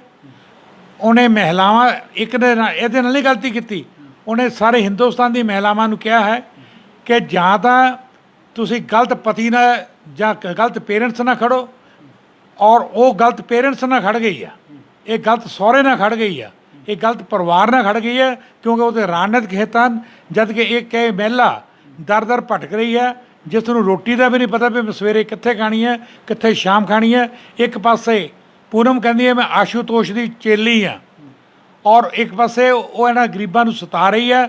ਮੇਰਾ ਖਿਆਲ ਆ ਮੈਨੂੰ ਅਗਲੇ 7 ਜਨਮਾਂ 'ਚ ਵੀ ਜਿਹੜੀ ਆ ਉਹਦੀ ਆਤਮਾ ਨੂੰ ਸ਼ਾਂਤੀ ਨਹੀਂ ਮਿਲੂਗੀ। ਮੈਮ ਜਦੋਂ ਤੁਸੀਂ ਘਰੋਂ ਬਾਹਰ ਆਏ ਸੀਗੇ ਕਿੰਨਾ ਟਾਈਮ ਸੀ, ਰਾਤ ਦਾ ਸਮਾਂ ਸੀ ਕਿ ਦਿਨ ਦਾ ਸਮਾਂ ਸੀ? ਹਾਂਜੀ ਰਾਤ ਦਾ ਸਮਾਂ ਸੀ। ਕਿੰਨੇ ਵਜੇ ਸੀ? ਰਾਤ ਦੇ 9 ਦੇ ਕਰੀਬ, 9 9:30 ਦਾ ਟਾਈਮ। 9 ਵਜੇ ਦੇ ਕਰੀਬ, 9:30 ਵਜੇ ਦੇ ਕਰੀਬ। ਚਾਬੀਆਂ ਉਦੋਂ ਮੈਮ ਨੇ ਲੈ ਲਈਆਂ ਤੇ ਤੁਸੀਂ ਘਰੋਂ ਬਾਹਰ ਆ ਗਏ। ਬੱਚੇ ਤੁਹਾਡੇ ਕੀ ਕਹਿ ਰਹੇ ਸੀ? ਮੇਰਾ ਬੇਟਾ ਮੇਰੇ ਨਾਲ, ਮਤਲਬ ਪੜੋਸੀਆਂ ਦੇ ਹੀ ਮੈਂ ਤਾਂ ਬਿਠਾਇਆ, ਕਿਉਂਕਿ ਮੈਂ ਡਿਸਪਿਊਟ 'ਚ ਬੱਚੇ ਲੈ ਕੇ ਨਹੀਂ ਆਉਂਦੀ, ਉਹ ਪੜੋਸੀਆਂ ਦੇ ਹੀ ਸੀਗਾ। ਤੇ ਫਿਰ ਜ਼ਿਆਦਾ ਮਤਲਬ ਮੇਰੇ ਮਾਮਾ ਹੀ ਉਹਨਾਂ ਨੇ ਵੀ ਉਹਨਾਂ ਨੂੰ ਬਹੁਤ ਕਿਹਾ ਵੀ ਤੁਸੀਂ ਇਹ ਘਰ ਦੀ ਮਾਲਕਣ ਹੈ, ਵੀ ਇਹਨੂੰ ਚਾਬੀ ਦਿਓ, ਇਹਦਾ ਕਿਉਂ ਹੱਕ ਨਹੀਂ ਹੈ। ਉਹ ਕਹਿੰਦੇ ਨਹੀਂ ਜੀ, ਜਦ ਫੈਸਲਾ ਹੋਊਗਾ ਤਾਂ ਉਦੋਂ ਚਾਬੀ ਦੇਖਾਂਗੇ, ਉਦੋਂ ਚਾਬੀ ਦੇਣੀ ਹੈ। ਤੁਹਾਨੂੰ ਕੋਈ ਆਸ਼ਵਾਸਨ ਦਿੱਤਾ? ਚਲੋ ਬੰਦਾ ਕਈ ਵੇਲੇ ਸੁਲਝਿਆ ਬੰਦਾ, ਸਿਆਣਾ ਬੰਦਾ ਇਹ ਕਹਿੰਦਾ ਕਿ ਧੀਏ ਜਾਂ ਛੋਟੀ ਭੈਣੇ ਤੂੰ ਰਾਤ ਨੂੰ ਕਿੱਥੇ ਜਾਏਂਗੀ, ਚੱਲ ਤੂੰ ਮੇਰੇ ਘਰ ਚੱਲ। ਐਦਾਂ ਕਿਸੇ ਨੇ ਕਿਹਾ ਕਿ ਕੀ ਕਿਹਾ ਵੀ ਜਿੱਥੇ ਮਰਜ਼ੀ ਤੁਰੇ ਫਿਰੋ? ਨਹੀਂ ਉਹਨਾਂ ਨੇ ਕੁਝ ਨਹੀਂ, ਉਲਟਾ ਮੈਂ ਉਹਨਾਂ ਨੂੰ ਕਿਹਾ, ਮੈਂ ਕਿਹਾ ਮੈਨੂੰ ਇਹ ਤਾਂ ਦੱਸੋ ਮੈਂ ਜਾਵਾਂ ਕਿੱਥੇ। ਮੈਂ ਕਿਹਾ ਤੁਹਾਨੂੰ ਜ਼ਿਆਦਾ ਹੈ, ਮੈਂ ਦੀਦੀ ਆਪਣਾ ਬੇਟਾ ਲੈ ਕੇ ਉਹਨਾਂ ਨੂੰ ਮੈਂ ਇਹ ਗੱਲ ਕਹੀ ਹੈ, ਮੈਂ ਤੁਹਾਡੇ ਘਰ ਆ ਜਾਨੀ। ਫਿਰ ਉਹਨਾਂ ਨੇ ਕੀ ਜਵਾਬ ਦਿੱਤਾ? ਉਹ ਕੁਝ ਬੋਲੇ ਨਹੀਂ, ਉਹਨਾਂ ਨੇ ਰਿਐਕਟ ਨਹੀਂ ਕੀਤਾ। ਫਿਰ ਮੈਂ ਮਤਲਬ ਮੇਰੀ ਤਬੀਅਤ ਇੰਨੀ ਜ਼ਿਆਦਾ ਖਰਾਬ, ਮਾਮਾ ਹੀ ਕਹਿੰਦੇ ਤੂੰ ਮਰ ਜਾਊਂਗੀ ਇੱਥੇ, ਇਹਨਾਂ ਨੂੰ ਲੋਕਾਂ ਨੂੰ ਫੇਸ ਕਰਦੀ ਵੀ ਤੂੰ ਚੱਲ ਹੁਣ। ਫਿਰ ਮੈਨੂੰ ਉੱਥੋਂ ਲੈ ਗਏ ਸੀਗੇ। ਅੱਛਾ, ਮਤਲਬ ਤੁਹਾਡੀ ਫੈਮਿਲੀ ਉੱਥੇ ਮੌਜੂਦ ਸੀ? ਮੇਰੇ ਮਾਮਾ ਹੀ ਸੀਗੇ ਜੀ। ਸਰ ਤੁਸੀਂ ਬੜੇ ਸੀਨੀਅਰ ਹੋ, ਉਮਰ ਵਾਈਜ਼ ਤਜਰਬਾ ਬਹੁਤ ਵੱਡਾ ਹੈ, ਤੁਹਾਨੂੰ ਕੀ ਲੱਗਦਾ ਇਹ ਮਸਲਾ ਕਿਵੇਂ ਹੁਣ ਸੁਲਝੇਗਾ? ਮੈਂ ਤਾਂ ਮੇਰਾ ਨਾਮ ਤਾਂ ਬਹਾਦਰ ਚੰਦ ਰੋੜਾ ਹੈ, ਔਰ ਆਲ ਵਰਲਡ 'ਚ ਮੈਨੂੰ ਜਾਣਦੇ ਸਮਾਜ ਸੇਵਕ ਹੈ। ਔਰ ਮੈਂ 1958 ਚੋਂ ਹੀ ਜਦ RSS 'ਚ ਗਿਆ ਤਾਂ ਮੈਂ ਉੱਥੇ ਸਮਾਜ ਸੇਵਾ ਦਾ ਕੰਮ ਕੀਤਾ। ਜਦ ਮੇਰਾ ਛੋਟਾ ਬ੍ਰਦਰ 15 ਦਿਨ ਦਾ ਸੀ, ਜਦ ਮੈਂ RSS ਦੀ ਸੇਵਾ ਕਰਦਾ ਰਿਹਾ। ਔਰ ਅੱਜ ਤੱਕ ਮੈਂ ਜ਼ਿਆਦਾ ਜਿਹੜੀਆਂ ਮੇਰੀਆਂ ਧੀਆਂ, ਮੇਰੀਆਂ ਭੈਣਾਂ, ਮੇਰੀਆਂ ਇੱਦਾਂ ਮਾਤਾਵਾਂ ਘਰ ਦੇ ਵਿੱਚੋਂ ਬਹੁਤ ਜ਼ਿਆਦਾ ਦੁਖੀ ਹੁੰਦੀਆਂ ਸੀਗੀਆਂ, ਮੈਂ ਉਹਨਾਂ ਦੀ ਹਰ ਪੱਖ ਸੇਵਾ ਕਰਦਾ ਰਿਹਾ। ਹਾਂਜੀ, ਔਰ ਮੈਂ ਸਮਾਜ ਸੇਵਾ ਦੇ ਨਾਤੇ ਮੈਂ ਕਈ ਲੋਕਾਂ ਨੂੰ, ਅੱਜ ਮੇਰੇ ਮੁਹੱਲੇ 'ਚ ਵੀ ਕੋਈ ਇੱਦਾਂ ਦੇ ਕੇਸ ਆਉਂਦੇ ਸੀ ਤਾਂ ਮੈਂ ਇੱਕ ਜੱਜ ਸਾਹਿਬ ਕੋਲ ਗਿਆ ਤਾਂ ਲੜਕੀ ਨੂੰ ਪਾਗਲ ਵਕੀਲ ਵੀ ਕਹਿਣ ਲੱਗ ਪਿਆ, ਜੱਜ ਸਾਹਿਬ ਵੀ ਕਹਿਣ ਲੱਗ ਪਏ। ਮੈਂ ਕਿਹਾ ਜੱਜ ਸਾਹਿਬ ਮੇਰੀ 1 ਮਿੰਟ ਗੱਲ ਸੁਣ ਲਿਓ। ਮੈਂ ਕਿਹਾ ਮੈਂ ਕੋਰਟ 'ਚ ਮੈਨੂੰ ਵਕੀਲ ਧਮਕੀ ਦੇਣ ਲੱਗਾ, ਕਹਿੰਦਾ ਵੀ ਤੁਸੀਂ ਇਹ ਕੀ ਕਰ ਰਹੇ ਆ? ਜੱਜ ਸਾਹਿਬ ਮੈਂ ਕਿਹਾ ਜੀ ਮੈਂ ਇੱਕ ਐਜ ਏ ਪ੍ਰੈਜ਼ੀਡੈਂਟ ਹਾਂ, ਮੈਨੂੰ ਕੋਈ ਵੀ ਦੁਖੀ ਬੰਦਾ ਮੈਨੂੰ ਘਰੋਂ ਲਿਜਾ ਸਕਦਾ ਆ। ਕੁੜੀ ਨੂੰ ਪਾਗਲ ਉਸ ਵੇਲੇ ਕਿਹਾ ਜਾਂਦਾ ਜਦ ਕਿ ਕੋਲੋਂ ਰੋਟੀ ਨਹੀਂ ਮਿਲਦੀ ਪੇਟ ਭਰਨ ਨੂੰ, ਉਹ ਭੁੱਖੀ ਤੜਫਦੀ ਆ, ਉਹ ਗੁਆਂਢੀਆਂ ਦੇ ਘਰ ਡਰਦੀ ਆ ਤਾਂ ਉਹ ਚੱਲਣ ਬਣ ਜਾਂਦੀ ਆ। ਜਿਹੜਾ ਮੁੰਡਾ ਆ ਗੁਆਂਢੀਆਂ ਘਰ ਰੋਟੀ ਖਾ ਜਾਵੇ ਤਾਂ ਉਹ ਬਹੁਤ ਹੋਣਹਾਰ ਬਣ ਜਾਂਦਾ ਆ। ਮੈਂ ਤਾਂ ਇਹੀ ਆ ਵੀ ਮੈਂ ਤਾਂ ਲੜਕੀਆਂ ਦੇ ਹੱਕ ਦੇ ਵਿੱਚ ਔਰ ਲੜਕੀਆਂ ਦੀ ਆਵਾਜ਼ ਸੁਣਨ ਲਈ ਤਨ ਮਨ ਧਨ ਦੀ ਵੀ ਸੇਵਾ ਕਰਦਾ ਰਹਾਂਗਾ। ਔਰ ਮੇਰੇ ਅਸ਼ਵਨੀ ਵੀਰ ਨੇ ਜੋ ਕੰਮ ਕੀਤਾ ਆ ਇਹ ਬਹੁਤ ਗਲਤ ਕੀਤਾ ਆ। ਔਰ ਪੂਨਮ ਮਾਨਕ ਨੂੰ ਮੈਂ ਆਪਣੇ ਧੀ ਦੇ ਸਮਾਨ ਸਮਝਦਾ ਸੀ। ਜਦ ਮੈਂ ਪੂਨਮ ਮਾਨਕ ਨੂੰ ਇੱਥੇ ਜ਼ਿਲ੍ਹੇ ਦਾ ਪ੍ਰਧਾਨ ਬਣਾਉਣ ਲੱਗਾ, ਮੈਂ ਅਸ਼ਵਨੀ ਸ਼ਰਮਾ ਨੂੰ ਇਹ ਗੱਲ ਕਹੀ ਸੀ। ਮੈਂ ਕਿਹਾ ਸ਼ਰਮਾ ਜੀ, ਨਵਾਂ ਸ਼ਹਿਰ ਦੇ ਵਿੱਚ ਰਾਮ ਰਾਜ ਆ ਗਿਆ, ਰਾਵਣ ਰਾਜ ਖਤਮ ਹੋ ਗਿਆ। ਅੱਜ ਮੇਰੀਆਂ ਭੈਣਾਂ ਦੀ, ਅੱਜ ਮੇਰੇ ਵੀਰਾਂ ਦੀ, ਅੱਜ ਮੇਰੇ ਜੋ ਬੀਜੇਪੀ ਦੇ ਵਰਕਰ ਆ ਉਹਨਾਂ ਦੀ ਇੱਜ਼ਤ ਹੋਊਗੀ। ਲੇਕਿਨ ਮੈਂ ਆਪਣੀ ਬੇਟੀ ਦੀ ਇਹ ਬੇਇੱਜ਼ਤੀ ਸੁਣ ਕੇ ਮੇਰਾ ਤਨ ਮਨ ਰੋ ਉੱਠਿਆ। ਮੈਂ ਕਿਹਾ ਲੱਖ ਲਾਹਨਤਾਂ ਸਾਡੇ ਇਹੋ ਜਿਹੇ ਸੇਵਾਦਾਰਾਂ ਨੂੰ ਜਿਨ੍ਹਾਂ ਦੇ ਰਾਜ ਦੇ ਵਿੱਚ, ਜਿਨ੍ਹਾਂ ਦੀ ਸੇਵਾ ਦੇ ਵਿੱਚ ਅੱਜ ਜ਼ੁਲਮ ਹੋ ਰਿਹਾ ਔਰ ਪਾਪ ਹੋ ਰਿਹਾ। ਮੈਂ ਤਾਂ ਇੰਨਾ ਕਹਿੰਦਾ ਹੋਇਆ ਜੈ ਹਿੰਦ ਜੀ। ਸੋ ਲਾਸਟਲੀ ਭਾਰਤੀ ਕਿਸਾਨ ਯੂਨੀਅਨ ਰਾਜੇਵਾਲ ਤੋਂ ਹਰਸ਼ਰਨ ਸਿੰਘ ਜੀ ਇੱਥੇ ਮੌਜੂਦ ਨੇ। ਹਰਸ਼ਰਨ ਸਿੰਘ ਜੀ, ਦਿੱਲੀ ਵਿੱਚ ਵੀ ਸ਼ਰਨ ਨਹੀਂ ਮਿਲ ਰਹੀ ਤੇ ਹੁਣ ਇਹ ਬੇਟੀ ਨੂੰ ਕਿੱਥੇ ਸ਼ਰਨ ਮਿਲੇਗੀ? ਮੈਂ ਜੋ ਇਨਸਾਨੀਅਤ ਨਾਤੇ ਜੋ ਇਹਨਾਂ ਦਾ ਬੀਜੇਪੀ ਦਾ ਸੀਗਾ ਵੀ ਬੇਟੀ ਪੜ੍ਹਾਓ ਤੇ ਬੇਟੀ ਬਚਾਓ, ਤੇ ਉਸ ਪਾਰਟੀ ਦੀ ਮੈਂ ਇਸ ਬੇਟੀ ਦੇ ਨਾਲ ਆ ਅਸੀਂ। ਤੇ ਜਿਹੜੀ ਇਹ ਚਾਬੀ ਇਹਨਾਂ ਨੇ ਪੋਲੀਟੀਕਲ ਪਾਰਟੀਆਂ ਨੇ ਵਿੱਚ ਲੇਡੀਜ਼ ਵਗੈਰਾ ਜਿਹੜੀਆਂ ਇਹਨਾਂ ਦੀ ਜ਼ਿਲ੍ਹਾ ਪ੍ਰਧਾਨ ਹੈਗੀ, ਮੈਂ ਉਹਦੀ ਨਿਖੇਧੀ ਕਰਦਾ। ਔਰ ਮੈਂ ਉਹਨੂੰ ਇਸ ਮਾਧਿਅਮ ਰਾਹੀਂ ਇਹ ਵੀ ਕਹਿਣਾ ਚਾਹੁੰਦਾ ਵੀ ਇਹਦੀ ਚਾਬੀ ਜਿਹੜੀ ਇਹਨੂੰ ਬਿਲਕੁਲ ਇਹਨੂੰ ਦੇ ਕੇ ਤੇ ਇਹਨੂੰ ਆਪਣੇ ਘਰ ਵੜਨਾ ਚਾਹੀਦਾ। ਜਿਹੜੀ ਮਨੁੱਖੀ ਅਧਿਕਾਰਾਂ ਦੀ ਲੰਘਣਾ ਆ, ਹਿਊਮਨ ਰਾਈਟਸ ਦੀ ਲੰਘਣਾ, ਕਾਨੂੰਨ ਦੀ ਲੰਘਣਾ, ਜੋ ਸੁਪਰੀਮ ਕੋਰਟ ਦੀਆਂ ਹਦਾਇਤਾਂ ਦੇ ਵਿੱਚ ਵੀ ਹੈਗੀਆਂ। ਤੇ ਮੈਂ SSP ਮੈਡਮ ਨਾਲ ਵੀ ਇਹ ਰਿਕੁਐਸਟ ਕਰਾਂਗੇ ਵੀ ਇਹਨੂੰ ਬੇਟੀ ਨੂੰ ਜਿਹੜੇ ਹੈਗੇ ਆ ਇਹਦੇ ਤਾਲੇ ਘਲਾ ਕੇ ਜਿਹਦੇ ਕੋਲ ਵੀ ਚਾਬੀ ਆ ਉੱਤੇ ਬਣਦੀ ਕਾਨੂੰਨੀ ਕਾਰਵਾਈ ਵੀ ਕੀਤੀ ਜਾਵੇ। ਉਹ ਜਿਹੜਾ ਸਹੁਰੇ ਪਰਿਵਾਰ ਨੇ ਇਹਨੂੰ ਹਰਾਸ ਕੀਤਾ, ਜੋ ਇਹਨੇ ਮੀਡੀਆ ਵਿੱਚ ਆ ਕੇ ਕਿਹਾ, ਤੇ ਉਹਨਾਂ 'ਤੇ ਵੀ ਬਣਦੀ ਕਾਰਵਾਈ ਹੋਵੇ। ਜਿਹਨੇ ਇਹਨੂੰ ਘਰੋਂ ਬੇਘਰ ਕੀਤਾ, ਕੋਈ ਪੋਲੀਟੀਕਲ ਪਾਰਟੀ ਦਾ ਹੋਵੇ, ਜਿਹੜਾ ਕਿ ਇਨਸਾਨੀਅਤ ਨਾਤੇ ਕਾਨੂੰਨ ਦੇ ਤੌਰ ਤੇ ਖਿਲਾਫ ਹੈ। ਮੈਂ ਇਹਨਾਂ ਦੀ ਨਿਖੇਧੀ ਕਰਦਾ। ਔਰ ਚਾਬੀ SSP ਮੈਡਮ ਨੂੰ ਅਸੀਂ ਰਿਕੁਐਸਟ ਕਰਦੇ ਹਾਂ ਵੀ ਇਹਨਾਂ ਦੀ ਕੰਪਲੇਂਟ ਜਿਹੜੀ ਆ ਚੱਲਦੀ ਆ ਤੇ ਇਹਨਾਂ ਦੇ ਖਿਲਾਫ ਕਾਨੂੰਨੀ ਕਾਰਵਾਈ ਕਰਕੇ ਇਹਨੂੰ ਜਿਹੜਾ ਬਾਇਜ਼ਤ ਇਹਦੇ ਘਰ ਦੀਆਂ ਚਾਬੀਆਂ ਦਵਾਈਆਂ ਜਾਣ। ਇਸ ਕਰਕੇ ਅਸੀਂ ਇਸ ਬੇਟੀ ਦੇ ਨਾਲ ਆ। ਆਪਣੇ ਮੈਂ ਸੰਯੁਕਤ ਮੋਰਚੇ ਵੱਲੋਂ, ਕਿਸਾਨ ਯੂਨੀਅਨ ਰਾਜੇਵਾਲ ਵੱਲੋਂ 24 ਘੰਟੇ ਜਦੋਂ ਵੀ ਸਾਨੂੰ ਇਹ ਆਵਾਜ਼ ਮਾਰੇਗੀ ਇਸ ਬੇਟੀ ਦੇ ਨਾਲ ਆ। ਇਹਨਾਂ ਪੋਲੀਟੀਕਲ ਜਿਹੜੇ ਲੋਕ ਹੈ ਇਹਨਾਂ ਨੇ ਡਰਾਮਾ ਬਣਾਇਆ ਹੋਇਆ ਤੇ ਅਸੀਂ ਉਹਦੀ ਨਿਖੇਧੀ ਕਰਦੇ ਹਾਂ ਔਰ ਇਹਨਾਂ ਦੇ ਖਿਲਾਫ ਖੜਾਂਗੇ ਜੀ। ਮੈਮ ਲਾਸਟ ਇੱਕ ਸਵਾਲ ਬਹੁਤ ਜ਼ਰੂਰੀ ਹੈ, ਹੁਣ ਤੁਹਾਡਾ ਨਿਸ਼ਾਨਾ ਕੀ ਹੈ? ਡਿਵੋਰਸ ਲੈਣਾ ਹੈ, ਘਰ ਵਾਪਸ ਜਾਣਾ ਹੈ, ਕੀ ਤੁਹਾਡਾ ਨਿਸ਼ਾਨਾ ਹੈ? ਕੀ ਨਹੀਂ, ਮੈਂ ਡਿਵੋਰਸ ਤੇ ਨਹੀਂ ਲੈਣਾ। ਤੇ ਫਿਰ ਮੈਨੂੰ ਕਿਵੇਂ ਰਹੋਗੇ, ਮੈਨੇਜ ਕਿਵੇਂ ਕਰੋਗੇ? ਕਿਉਂਕਿ ਤੁਸੀਂ ਇਹ ਵੀ ਕਿਹਾ ਕਿ ਤੁਹਾਡੇ ਹਸਬੈਂਡ ਡੰਮੀ ਨੇ। ਨਹੀਂ, ਹੁਣ ਇਹ ਵੀ ਹੈ, ਹੁਣ ਜਿੱਦਾਂ ਉਹਨਾਂ ਦਾ ਜੋ ਬਿਹੇਵੀਅਰ, ਹੁਣ ਇੰਨਾ ਕੁਝ ਜੋ ਹੋਇਆ, ਜੇ ਤੁਸੀਂ ਮੈਨੂੰ ਕਹੋ ਮੈਂ ਇੱਕ ਘਰ 'ਚ ਉਹਨਾਂ ਨਾਲ ਫਿਲਹਾਲ ਹਜੇ ਇੱਕਦਮ ਇੱਦਾਂ ਜਾ ਕੇ ਮੈਨੂੰ ਕਹੋਗੇ ਉਹਨਾਂ ਨਾਲ ਰਹਿਣ ਤੋਂ, ਉਹ ਮੈਨੂੰ ਇਹ ਵੀ ਡਰ ਆ ਵੀ ਉਹ ਮੈਨੂੰ ਕੋਈ ਮੇਰਾ ਮਤਲਬ ਮੇਰੀ ਜਾਨ ਨੂੰ ਵੀ ਖਤਰਾ ਹੋ ਸਕਦਾ, ਕਿਉਂਕਿ ਉਹ ਜਿਸ ਹਿਸਾਬ ਦੇ ਇਨਸਾਨ, ਮੈਂ ਉਹਨਾਂ ਨੂੰ 14 ਸਾਲ ਤੋਂ ਮੈਂ ਜਾਣਦੀ ਹਾਂ। ਫਿਰ ਕਿਵੇਂ ਐਡਜਸਟ ਕਰੋਗੇ? ਫੈਸਲਾ ਤੁਹਾਨੂੰ ਤੁਸੀਂ ਕਰਨਾ। ਹੁਣ ਇਹ ਮੇਰੇ ਲਈ ਤਾਂ ਕੋਈ ਆਸਾਨ ਫੈਸਲਾ ਮੇਰੇ ਲਈ ਤੇ ਹੈ ਨਹੀਂ ਵੀ ਮੈਂ ਇੱਕਦਮ ਫੈਸਲਾ ਸੁਣਾ ਦੇਵਾਂ। ਮੇਰੀ ਜ਼ਿੰਦਗੀ, ਮੇਰੇ ਬੱਚਿਆਂ ਦੀ ਜ਼ਿੰਦਗੀ ਦਾ ਸਵਾਲ ਹੈ ਤੇ ਮੈਂ ਇੱਦਾਂ ਤਾਂ ਕੋਈ ਫੈਸਲਾ, ਹਾਲੇ ਵੀ ਪਿਆਰ ਹੈ ਤੇ ਮੈਂ ਇੱਦਾਂ ਤਾਂ ਫੈਸਲਾ ਸੁਣਾ ਨਹੀਂ ਸਕਦੀ, ਕਿਉਂਕਿ ਮੇਰੀ ਲਾਈਫ ਹੁਣ ਜਿੱਥੇ ਮੈਂ 14 ਸਾਲ ਆਪਣੀ ਲਾਈਫ ਦੇ ਦਿੱਤੇ ਆ, ਉਹ ਮੇਰੇ ਲਈ ਕੋਈ ਛੋਟਾ ਫੈਸਲਾ ਨਹੀਂ ਵੀ ਹਾਂ ਜੀ ਕੋਈ ਖਿਲੌਣਾ ਜੀ ਮੇਰਾ ਟੁੱਟ ਗਿਆ ਮੈਂ ਨਵਾਂ ਲੈ ਲੈਣਾ। ਹਸਬੈਂਡ ਦੀ ਹਾਲੇ ਵੀ ਸਲਾਮਤੀ ਚਾਹੁੰਦੀ। ਹਾਂਜੀ, ਚਲੋ ਦੋਸਤੋ, ਸੁਣ ਲਈ ਇਹ ਗੱਲ ਜੀ। ਦੱਸੀ ਵੀ ਮੈਨੂੰ ਜੇ ਇਸ ਬੇਟੀ ਦਾ ਜਿਹੜਾ ਕੋਈ ਜਾਨੀ ਮਾਲੀ ਨੁਕਸਾਨ ਨਾ ਹੋ ਜੇ। ਮੈਂ ਇਹ ਵੀ ਮੀਡੀਆ ਤੁਹਾਨੂੰ ਕਹਿਣਾ ਚਾਹੁੰਦਾ, ਇਹ ਜਿਹੜੀ ਸਿਆਸਤ ਵਾਲੇ ਪਾਸੇ ਆ ਗਿਆ, ਜੇ ਇਹਦਾ ਕੋਈ ਜਾਨੀ ਮਾਲੀ ਨੁਕਸਾਨ ਕੋਈ ਹੋਇਆ ਤੇ ਇਹ ਜਿਹੜੀਆਂ ਸਿਆਸੀ ਪਾਰਟੀਆਂ ਦੇ ਅਹੁਦੇਦਾਰ ਆ ਇਹ ਜ਼ਿੰਮੇਵਾਰ ਹੋਣਗੇ, ਪਲੱਸ ਸਹੁਰਾ ਪਰਿਵਾਰ ਜੀ। ਸੋ ਲਾਸਟਲੀ ਮੈਂ ਸਿਰਫ ਇੰਨਾ ਕਹਿਣਾ ਚਾਹੁੰਦਾ, ਇਹਨਾਂ ਨੇ ਆਰੋਪ ਲਗਾਏ ਨੇ, ਇਹਨਾਂ ਤੇ ਜਿਹੜੇ ਆਰੋਪ ਲੱਗੇ ਸੀ ਉਹਨਾਂ ਨੇ ਉਹਦਾ ਖੰਡਨ ਕੀਤਾ, ਲੇਕਿਨ ਹਾਲੇ ਇਹ ਚੀਜ਼ ਸਿੱਧ ਨਹੀਂ ਹੋਈ ਕਿ ਅਸ਼ਵਨੀ ਬਲਗਣ ਜੀ ਦੋਸ਼ੀ ਨੇ। ਉਹਨਾਂ ਦਾ ਪੱਖ ਆਉਣਾ ਬਾਕੀ ਹੈ। ਉਹ ਆਪਣਾ ਪੱਖ ਕਦੋਂ ਦਿੰਦੇ ਨੇ ਇਹ ਸਮਾਂ ਹੀ ਦੱਸੇਗਾ। ਪਰ ਜਿਵੇਂ ਹਰਸ਼ਰਨ ਸਿੰਘ ਜੀ ਨੇ ਕਿਹਾ, ਮਨੁੱਖੀ ਅਧਿਕਾਰਾਂ ਦੀ ਉਲੰਘਣਾ ਹੋਈ ਹੈ। ਉਹ ਰੋ ਰਹੇ ਨੇ, ਵਿਲਕ ਰਹੇ ਨੇ, ਤੜਪ ਰਹੇ ਨੇ, ਥਾਂ ਥਾਂ 'ਤੇ ਭਟਕ ਰਹੇ ਨੇ, ਆਪਣੇ ਹੱਕ ਮੰਗ ਰਹੇ ਨੇ। ਔਰ ਜਿਵੇਂ ਸਰ ਉਹਨਾਂ ਨੇ ਕਿਹਾ ਕਿ ਸਾਡੇ ਰਾਜ ਵਿੱਚ ਇਹ ਜਬਰ ਤੇ ਜ਼ੁਲਮ ਹੋ ਰਿਹਾ, ਇਹ ਬੰਦ ਹੋਣਾ ਚਾਹੀਦਾ। ਔਰ ਫਿਰ ਤੋਂ ਲਾਸਟਲੀ ਇਹੀ ਚਾਹੁੰਦੇ ਹਾਂ ਕਿ ਪਰਿਵਾਰ ਵਸੇ, ਖੁਸ਼ ਰਵੇ।